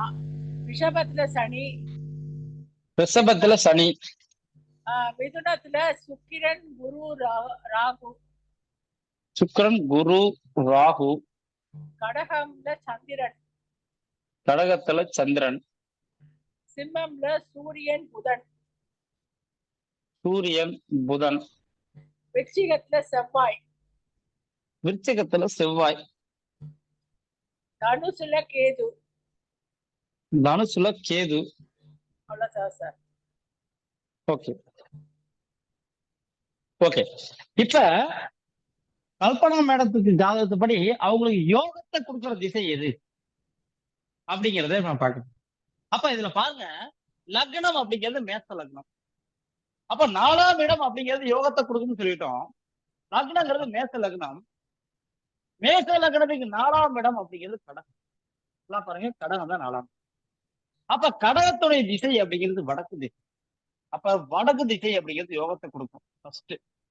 2வது 4ஆம் இடத்து அதிபதி எங்க போய் இருக்காரோ அந்த திசை யோகத்தை. இதுல பாருங்க, 4ஆம் இடத்து அதிபதியான சந்திரன் கடகத்திலே இருக்கார். அப்ப அவங்களுக்கு வடக்கு திசை மட்டும் யோகம், வேற ஒண்ணுமே கிடையாது. வேற ஒருத்தவங்க ஒரு ஜாதகத்தை கொடுங்க. Thank you sir. தேங்க்யூ. தனுசு லக்னம். சொல்லுங்க, உங்க நேம் சொல்லுங்க சார். என் name Vijay Sambasivan sir. Vijay Sambasivan. Okay sir, சொல்லுங்க சார். தனுசு லக்னம். லக்னத்திலே சுக்கிரன். தனுசு லக்னம், லக்னத்திலே சுக்கிரன். ஆமா சார். மீனத்துல சனி ராகு. 4ஆம் இடம். மீனத்தில் சனி ராகு. ஆமா sir. Okay sir. Okay sir. கடகத்துல சந்திரன். கடகத்துல சந்திரன். கன்னியில குரு செவ்வாய் கேது. குரு செவ்வாய் கேது. அடுத்ததுல வந்து சூரியனும் புதனும் துலாத்துல. துலாம்ல சூரியன் புதன். அவ்வளவுதான் சார். Okay right. ஓகே. இப்ப சாருடைய ஜாதகத்துப்படி பாத்தீங்கன்னா லக்னம் அப்படிங்கிறது தனுசு லக்னம். தனுசு லக்னம் அப்படிங்கிறது 4ஆம் இடம் யோகத்தை கொடுக்கும்னு சொல்லிட்டோம். அப்ப தனுசு லக்னத்திற்கு 4ஆம் இடம் அப்படிங்கிறது மீனம். இந்த மீனத்துடைய திசை அப்படிங்கிறது வடக்கு திசை. அப்ப வடக்கு திசை ஃபர்ஸ்ட் யோகத்தை கொடுக்கும். ஒண்ணு. ரெண்டாவது பாத்தீங்கன்னா 4ஆம் இடத்து அதிபதி எங்க போய் நின்றுக்காரோ அந்த திசை யோகத்தை கொடுக்கும். 4ஆம் இடத்து அதிபதியான குரு பகவான் இந்த ஜாதகத்துல கன்னியில இருக்காரு. அப்ப கன்னியோட திசை தெற்கு. அப்ப வடக்கு மற்றும் தெற்கு திசை யோகத்தை கொடுக்கும். புரியுதுங்களா சார்? Sir okay. அதாவது நல்லவன் அவன் இடமும் நல்லா தான் இருக்கும். அவன் எங்க போய் இருந்தாலும் அவன் நல்லவனா தான் இருப்பான். சார் எனக்கு கெட்டவன் அவன் இடமும் கெட்டவனா தான் இருப்பான். எங்க போய் இருந்தாலும் அவன் கெட்டவனா தான் இருப்பான். வேற ஒண்ணும் இல்லை. சார் வணக்கம் சார். டவுட் சார், நீங்க வணக்கம் ஒரு சார். ஹஸ்பண்ட் வந்து ரெஜிஸ்டர் பண்ணிட்டு அவங்க ஒய்ஃப் பத்தி சேர்த்து பார்க்கணும்னு சொன்னீங்கல்ல, அதுக்கு ஒரு எக்ஸாம்பிள் சொல்ல முடியுமா சார்? ஒரு ஹஸ்பண்ட் வந்து அவர் பேர்ல ரெஜிஸ்டர் பண்றாரு, பட் Okay. அவங்க ஒய்ஃபையும் சேர்த்து நீங்க யோகம் பார்க்கணுங்கிறீங்கல்ல. சார் வேற ஒண்ணும் இல்ல மேடம் ஒண்ணும் இல்ல. மனைவியோட ஜாதகத்தை பாக்குறோம். ஆமா. வடக்கு திசை நல்லா இருக்குன்னு வச்சுக்கோங்க. Example, okay. வடக்கும் மேற்கும் நல்லா இருக்கு. கணவனோட ஜாதகத்தை பாக்குறோம். தெற்கு மேற்கு நல்லா இருக்கு. ஓ, அப்ப மேற்கு எடுத்துக்கணும். அப்ப மேற்கு திசை தான் வாங்கணும். சரி. வடக்கு திசை வாங்கக்கூடாது. வடக்கு திசை வாங்கணும்னு நம்ம முடிவு பண்ணிட்டா அவங்க மனைவி பேர்ல தான் வாங்கணும். கண்டிப்பா எனக்கு வடக்கு திசை தான் சார் வேணும் அப்படின்னா மனைவி பேர்ல வாங்கணும். அப்படி இல்லாட்டி வாங்கக்கூடாது. சார் வணக்கம் சார். சண்முகநாதன் சார் பேசுங்க சார். ஆமா சார். Sir Shanmuganathan sir. சொல்லுங்க சார். சார் இப்ப 4ஆம் அதிபதி வந்து 4ஆம் அதிபதி அவரு வந்து பாதக அதிபதியா வந்து எப்படி சார் பண்றது? அதான் சார் அடுத்த எக்ஸாம்பிள் பார்க்கலாம். வேற ஒருத்தவங்க ஒரு ஜாதகத்தை கொடுங்க. சரி. விருச்சிக லக்னம் அங்கய்யா, கனகராஜ் ஒசூர். கனகராஜ் சார் எங்க இருந்து பேசுறீங்க சார்? ஒசூருங்க ஐயா. ஒசூர். சொல்லுங்க சார். விருச்சிக லக்னம். லக்னம் விருச்சிக லக்னம். ஆமாங்க ஐயா. சொல்லுங்க சார். அங்கேயே சந்திரன் இது. சந்திரன் இங்கே இருக்கார். ஆமா. மகரத்துல வந்து சனி பகவான், குரு பகவான். சனி குரு பகவான். கும்பத்தில் வந்து சூரியன், புதன், கேது. சூரியன், புதன், கேது. Okay sir. மேசத்துல வந்து சுக்கிரன். மேசத்துல வந்து சுக்கிரன். மிதுனத்துல வந்து செவ்வாய். மிதுனத்துல செவ்வாய். மிதுனம் இது நீங்க ரிஷபத்துல போடுறீங்க. மிதுனத்துல செவ்வாய். சிம்மத்துல வந்து ராகு. சிம்மத்தில் வந்து ராகு. சிம்மம் கீழே சிம்மம் சாரி. சிம்மத்துல ராகு. ஆமா. ஓகே. அவ்வளவுதான். ஓகே. ஓகே. இப்ப சாருடைய ஜாதகத்துப்படி யோகத்தை கொடுக்கிற திசை அப்படிங்கிறது ஃபர்ஸ்ட் என்னன்னு பார்க்கலாம். அதுக்கு முன்னாடி பாதகத்தை கொடுக்கிற திசை என்னன்னு பார்க்கலாம். இப்ப பாதகம் அப்படின்னாவே சொல்லிட்டோம். எதுக்கா இருந்தாலும் யோகத்தை கொடுத்தாலும் பாதகத்தை கொடுத்தாலும் லக்னத்தை தான் ஃபர்ஸ்ட் பார்க்கணும். இப்ப விருச்சக லக்னம். விருச்சக லக்னத்தில வந்து தர லக்னமா ஸ்திர லக்னமா உபய லக்னமான்னு பார்த்தா ஸ்திர லக்னம். அப்ப இந்த ஸ்திர லக்னங்கிற லக்னத்துக்கு 9ஆம் இடம் பாதகம் செய்யும் சொல்றோம். அப்ப இது 9ஆம் இடம் அப்படிங்கிறது விருச்சக லக்னத்திற்கு 9ஆம் இடங்கிறது கடகம். அப்ப இந்த கடகத்துடைய திசை அப்படிங்கிறது என்னன்னு பாத்தீங்கன்னா கடகத்துடைய திசை வடக்கு. அப்ப வடக்கு திசை ஃபர்ஸ்ட் பாதக திசை இதெல்லாம்.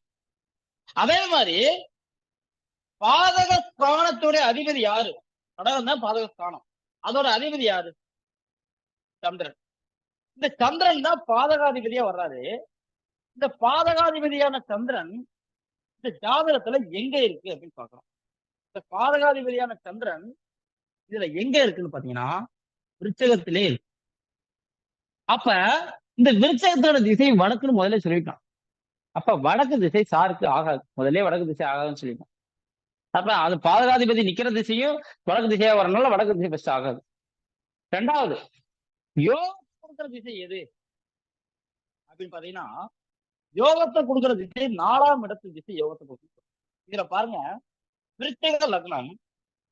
விருச்சிக லக்னத்துக்கு 4ஆம் இடங்கிறது கும்பம். கும்பத்தோட திசை மேற்கு. அப்ப மேற்கு திசை அப்படிங்கிறது யோகத்தை கொடுக்கும். வடக்கு திசை ஆகாது. மேற்கு திசை யோகத்தை கொடுக்கும். அப்ப இந்த 4ஆம் இடத்து அதிபதியான சனி பகவான் எங்க இருக்காருன்னு பாத்தீங்கன்னா மகரத்துல இருக்காரு. மகரத்தோட திசை தெற்கு. இதுல பாருங்க, தெற்கு மற்றும் மேற்கு திசை சாருடைய ஜாதகத்துக்கு யோகத்தை கொடுக்கும், வடக்கு திசை பாதகத்தை கொடுக்கும். இந்த கிழக்கு திசை அப்படிங்கிறது யோகத்தையும் கொடுக்காமல் பாதகத்தையும் கொடுக்காமல் நடுநிலை கொடுக்கும். அப்ப சார் வந்து வடக்கு திசையை தவிர மேற்கு தெற்கு கிழக்கு எதுல வேணாலும் வீடு கட்டிக்கலாம், எதுல வேணாலும் 10 மனையை வாங்கிக்கலாம், வடக்கு திசை மட்டும் ஆகாது. புரியுதுங்களா சார்? சிறப்புங்கய்யா. நன்றிங்கய்யா. நன்றி சார், நன்றி. சிறப்பா சொல்லியிருக்கீங்கய்யா. சூப்பரா வாழ்த்துக்கள். சொல்லிட்டீங்க sir. Super. Very okay, good. நன்றி நன்றி நன்றி நன்றி. அடுத்து ஒருத்தவங்க ஜாதகத்தை கொடுங்க. பாதகாதிபதியும் யோகாதிபதியும் ஒரே மாதிரி இருக்குதான்னு பார்க்கலாம். யாராவது ஒரு ஜாதகம் இருந்தா அப்படி சார் இருக்கு சார். சார் கொடுங்க சார், கொடுங்க sir. Sir Shanmuganathan sir. Shanmuganathan sir கொடுங்க சார். லக்னத்துல செவ்வாய் சார். என்ன லக்னம் சார்? கடக லக்னம் சார். கடக லக்னம், லக்னத்துல செவ்வாய். ஆமா சார். கன்னியில சந்திரன் ராகு சார். சந்திரன் ராகு. மிதுனத்துல குரு சார். மிதுனத்தில் குரு. இது இது மீனத்துல வந்து சூரியன், சூரியன், புதன், புதன், சுக்கிரன், சுக்கிரன், கேது சார். கேது. ஆமாங்க சார். ஓகே. இன்னொரு கிரகம் இருக்குமே சார்?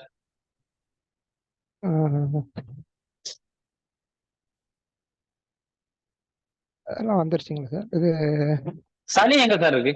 சனி வந்து 2ல சார், சூரியன் வீட்டுல சார், சிம்மத்துல. ஓகே. இப்ப சண்முகநாதன் சாருக்கு ஜாதகத்துப்படி யோகத்தை கொடுக்கிற திசை அப்படிங்கிறது எதுன்னு ஃபர்ஸ்ட் பாத்துருவோம். யோகத்தை கொடுக்கணும்னா எது? 4ஆம் இடம் யோகத்தை கொடுக்கும். 4ஆம் இடத்து அதிபதி நின்ற திசை யோகத்தை கொடுக்கும். இப்ப 4ஆம் இடம் கடக லக்னத்தை பார்க்கணும். கடக லக்னத்துக்கு 4ஆம் இடம் அப்படிங்கிறது துலாம். துலாமுடைய திசை மேற்கு. அப்ப மேற்கு திசை யோகத்தை கொடுக்கும். அதே மாதிரி 4ஆம் இடத்து அதிபதி சுக்கிரன் எங்க இருக்காருன்னு பாத்தீங்கன்னா மீனத்துல இருக்காரு. மீனத்தோட திசை வடக்கு. அப்ப மேற்கு மற்றும் வடக்கு திசை அப்படிங்கிறது யோகத்தை.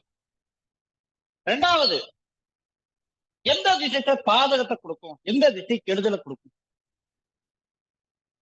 லக்னம் அப்படிங்கிறது கடக லக்னம். கடக லக்னங்கிறது சர லக்னமா, ஸ்திர லக்னமா, உபய லக்னமான்னு பாக்குறோம். இந்த கடக லக்னங்கிறது சர லக்னம். அப்ப சர லக்னம் அப்படின்னா அதுக்கு 11ஆம் இடம் பாதகம் தேவை.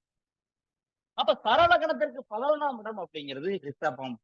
கடக லக்னத்திற்கு 11ஆம் இடங்கிறது ரிஷபம். ரிஷபத்தோட திசை தெற்கு. தெற்கு திசை ஃபர்ஸ்ட் ஆகாது. மேற்கும் வடக்கும் ஆகும், தெற்கும் ஆகாது. 2வது, பாதக ஸ்தானத்தோட அதிபதிக்கு பேர் பாதகாதிபதி. அப்ப பாதக ஸ்தானமான ரிஷபம், ரிஷபத்தோட அதிபதி சுக்கிரன், அவர் தான் பாதகாதிபதி. பாதகாதிபதி எங்க இருக்காருன்னு பாத்தீங்கன்னா பாதகாதிபதி மீனத்துல இருக்காரு. மீனத்துடைய திசை வடக்கு. அப்ப இந்த இதுல பாருங்க, தாருடைய ஜாதகத்துப்படி மேற்கு திசையும் வடக்கு திசையும் யோகம் செய்யக்கூடிய திசைகளாகவும், தெற்கு திசையும் வடக்கு திசையும் பாதகம் செய்யக்கூடிய திசையும் வரும். இதுல பாருங்க, யோகத்தை கொடுக்கிற திசையும் பாதகத்தை கொடுக்கிற திசையும் ஒரே திசையாக இருந்தால் அந்த திசைய நம்ம பாதக திசைன்னு எடுத்துக்கணும். கெடுதல் தேர்வனத்தை எடுத்துக்கணும். அப்ப சாருடைய ஜாதகத்துப்படி மேற்கு திசை அப்படிங்கிற ஒரே ஒரு திசை யோகத்தை கொடுக்கும். தெற்கு மற்றும் வடக்கு அப்படிங்கிறது பாதகத்தை கொடுக்கும். கிழக்கு திசை அப்படிங்கிறது நடுநிலையை கொடுக்கும். அப்ப ஒண்ணு மேற்கு திசையான யோக திசையில இடம் வாங்கிக்கிட வீடு கட்டிக்கணும். அப்படி இல்லாட்டி பிரச்சனையும் கொடுக்காத யோகத்தையும் கொடுக்காம கிழக்கு திசையான நடுநிலை திசையில வீடு கட்டிக்கலாம், மனை வாங்கிக்கலாம். ஆனா எக்காரணத்தை கொண்டு வடக்கும் தெற்கு திசைக்கு போகவே கூடாது. புரியுதுங்களா sir? Super sir, super sir, correct sir. கிழக்கு திசையில தான் சார் இருக்கு. ஓகே சார், நன்றி சூப்பர் சார், சார், நன்றி சார். நன்றி சார், நன்றி சார். வேற யாருக்காவது இதுல சந்தேகங்கள் இருக்குங்களா? புரியுதுங்களா பஸ் எல்லாத்துக்கும்? அழகா புரியுதுங்கய்யா. நல்லா புரியுது, Okay. நல்லா புரியுது. சூப்பரா சொல்லி தரீங்க சார். நல்லா வேற புரியுது யாருக்காவது வெரி கிளியரா இருக்கு. ஓகே ஓகே வேற யாருக்காவது ஏதாவது சில சந்தேகங்கள் இருக்குங்களா?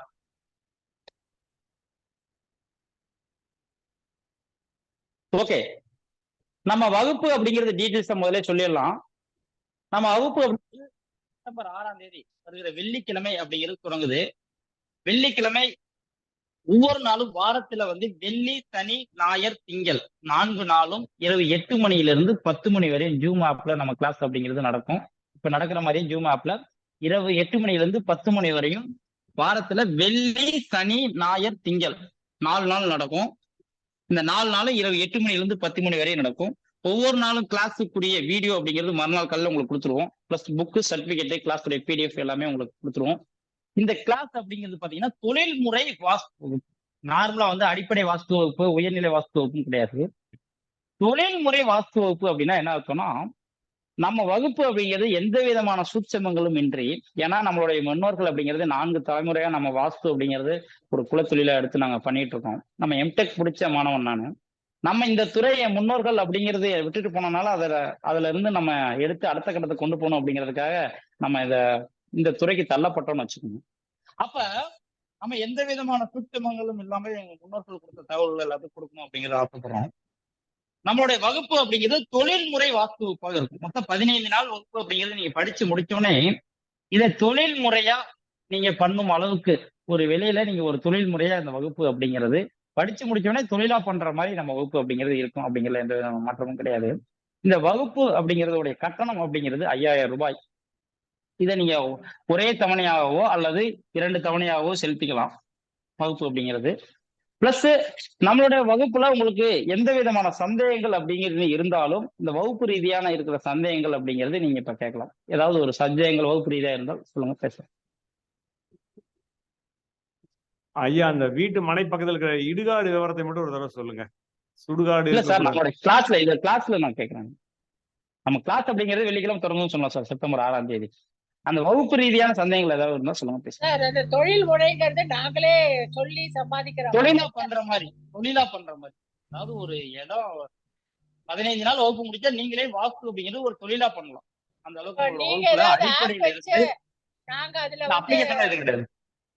அப்ளிகேஷன்லாம் எதுவுமே கிடையாது மேடம். நம்மளோட வகுப்பு அப்படிங்கிறது அடிப்படையில இருந்து ஒரு வாஸ்துனா என்ன அப்படிங்கிறதுல இருந்து ஒரு வீட்டுக்கு எப்படி பிளான் டிராயிங் போடணும், ஒரு வீட்டுக்கு தெருக்குத்து மூலக்குத்துனா என்ன, எந்த தெருக்குத்து நல்லதை கொடுக்கும், எந்த தெருக்குத்து கெட்டதை கொடுக்கும், அப்ப வீடு எப்படிங்கிறது கட்டணும், வீடு எப்படிங்கிறது அமைக்கணும், ஒரு வீட்லயும் வீட்டுக்கு உள்ள என்ன அமைக்கணும், வீட்டுக்கு வெளியில என்ன அமைக்கணும், வீட்டுல நல்ல பகுதி எது, கெட்ட பகுதி எது, கிரகங்கள் அடிப்படையில ராஜ நிலைகள் அமைப்பது எப்படி, வாஸ்து எப்படி போடணும், வாஸ்து எப்படி நேரத்தை கால்குலேட் பண்ணணும், எந்த நட்சத்திரத்தை நேரத்துல போடணும், எந்த நட்சத்திர நேரத்துல போட்டக்கூடாது, பிரசன்னா எப்படி பார்த்து ஒரு வீட்டை பார்க்கறது, ஒரு வீடு தவறா இருக்கு அதை எப்படி சரி செய்யறது, தவறா இருந்தா என்னென்ன பிரச்சனைகள் வரும், அது எவ்வாறு சரி செய்வது, மனை பொருத்தம்னா என்ன, குழி பொருத்தம்னா என்ன, மனையடி சாஸ்திரம்னா என்ன.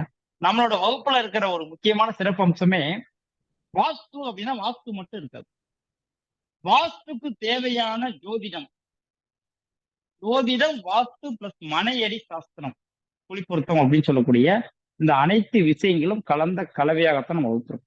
ஏன்னா வாஸ்து அப்படின்னு ஒரு விஷயத்த மட்டும் வச்சு நம்ம தோத்து போயிடும். வாஸ்து ரீதியாக அனைத்து விஷயங்களும் சரியாக இருந்து அவர் வடக்கு பார்த்த வீட்டுல ஒருத்தவங்களுக்கு யோகத்தை கொடுக்காத திசையில வீடு கட்டிட்டாருன்னா அவர் என்னைக்குமே அந்த வீட்டுல வளர்ச்சியே அவர் கொடுத்தாரு. அந்த வீட்டுக்கு போனதுல 10 ரூபா கூட காசு உள்ளடா அப்படின்னு சொல்லு. ஏன்னா வாஸ்துப்படியான சரியாகத்தானே இருக்கு. அப்ப அந்த இடத்துல ஜோதிடம் விளக்கு. அதே வாஸ்துப்படி சரியாக அமைத்து ஜோதிடப்படி அவருக்கு ராசி உள்ள திசையில வீட்டை அமைச்சு குளிப்பொருத்தம் இல்லாம ஒரு வீட்டை அமைச்சிட்டாருன்னா 10 ரூபா சம்பாதிச்சாருன்னா 20 ரூபா செலவுதான் வருது. அப்ப அந்த வாஸ்து, மனையடி சாஸ்திரம், ஜோதிடம் அப்படிங்கிற கலந்த கலவையாக நம்மளோட வகுப்பு அப்படிங்கிறது இருக்கும். வேற யாருக்காவது வகுப்பு ரீதியா சந்தேகங்கள் இருந்தா சொல்லுங்க, பேசுங்க. பிளேஸ்மெண்ட்ஸ் ஏதாவது தருவீங்களா சார்? பிளேஸ்மெண்ட்ஸ்ல இது இல்லை மேடம். நீங்க தான் உங்களோட யூடியூப்ல எல்லாம் போட்டு நீங்க தான் ப்ரொமோட் பண்ணிக்கணும். என்னோட நம்பர் அப்படிங்கறத சொல்றேன், நம்பர் நோட் பண்ணிக்கங்க. கீழே ஸ்க்ரோல் ஆயிட்டு இருக்கோம். அதே மாதிரி அப்படி இல்லாதவங்க நோட் பண்ணிக்கோங்க. வகுப்புல இணையணும் அப்படின்னா நீங்க துரைராஜ் சார்ட்டையோ அல்லது எனக்கோ கான்டாக்ட் பண்ணி நீங்க வகுப்பு அப்படிங்கிறது இணைஞ்சுக்கலாம். அல்லது வாஸ்து ரீதியாக டெய்லி வந்துடும் சார். இன்னைக்கு நடக்கிற கிளாஸ்க்குரிய வீடியோ நாளைக்கு காலைல வந்துடும் சார். அந்த வீடியோ அப்படிங்கிறது உங்க லைஃப் லாங்கா இருக்கும் சார். மறுபடியும் PDF ஏதாவது கொடுப்பீங்களா சார்? PDF வரும் சார். PDF கிளாஸோட கண்டென்ட் அப்படிங்கிறது PDF வரும். என்ன கிளாसेस? PDF வரும். Weekly 4 classes sir. Weekly 4 classes. Friday, Saturday, Sunday and Monday. இரவு 8 மணில இருந்து 10 மணி வரை. எத்தனை வாரத்துக்குங்க? மொத்தம் 15 வகுப்புகள் சார். அதுல ஒரு கிளாஸ் முன்ன பின்ன இருக்கலாம், ஒரு எக்ஸஸா ஒரு கிளாஸ் இருக்கலாம், அல்லது கம்மியா ஒரு கிளாஸஸ் இருக்கலாம். கம்மியா இருக்க வாய்ப்பு இல்லை, எக்ஸஸா கண்டிப்பா இருக்கும்.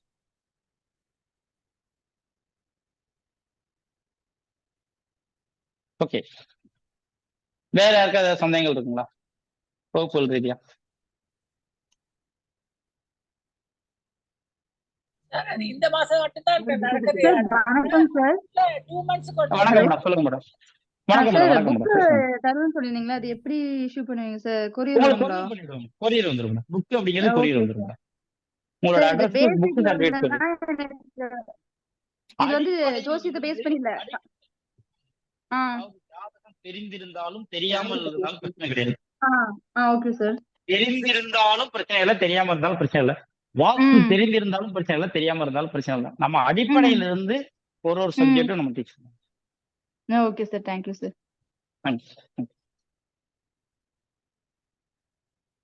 வேற ஏதாவது சந்தேகங்கள் இருந்தா சொல்லுங்க, பேசலாம். இல்லாட்டி வகுப்பு அப்படிங்கிறத நம்ம நிறைவு பண்ணிக்கலாம்.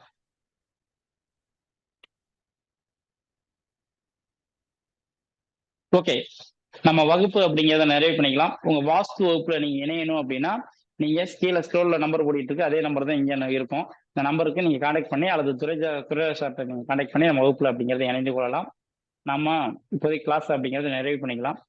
இறைவழி சொல்லுவோம், வாழ்வில் வெற்றியுறுவோம் என்ற அற்புதமான தகவலோடு மீண்டும் அடுத்த வாரம் வெள்ளிக்கிழமை நம்மளுடைய வகுப்புல சந்திக்கும் வரை உங்களிடமிருந்து விடைபெறுவது நான் உங்கள் அஷ்டவாசு சதீஷ்குமார். மீண்டும் வெள்ளிக்கிழமை இரவு சந்திப்போம். நன்றி, வணக்கம். நன்றி சார். நன்றி சார். நன்றி குருஜி. நன்றி குருஜி. அனைவருக்கும் நன்றி. தேங்க்யூ.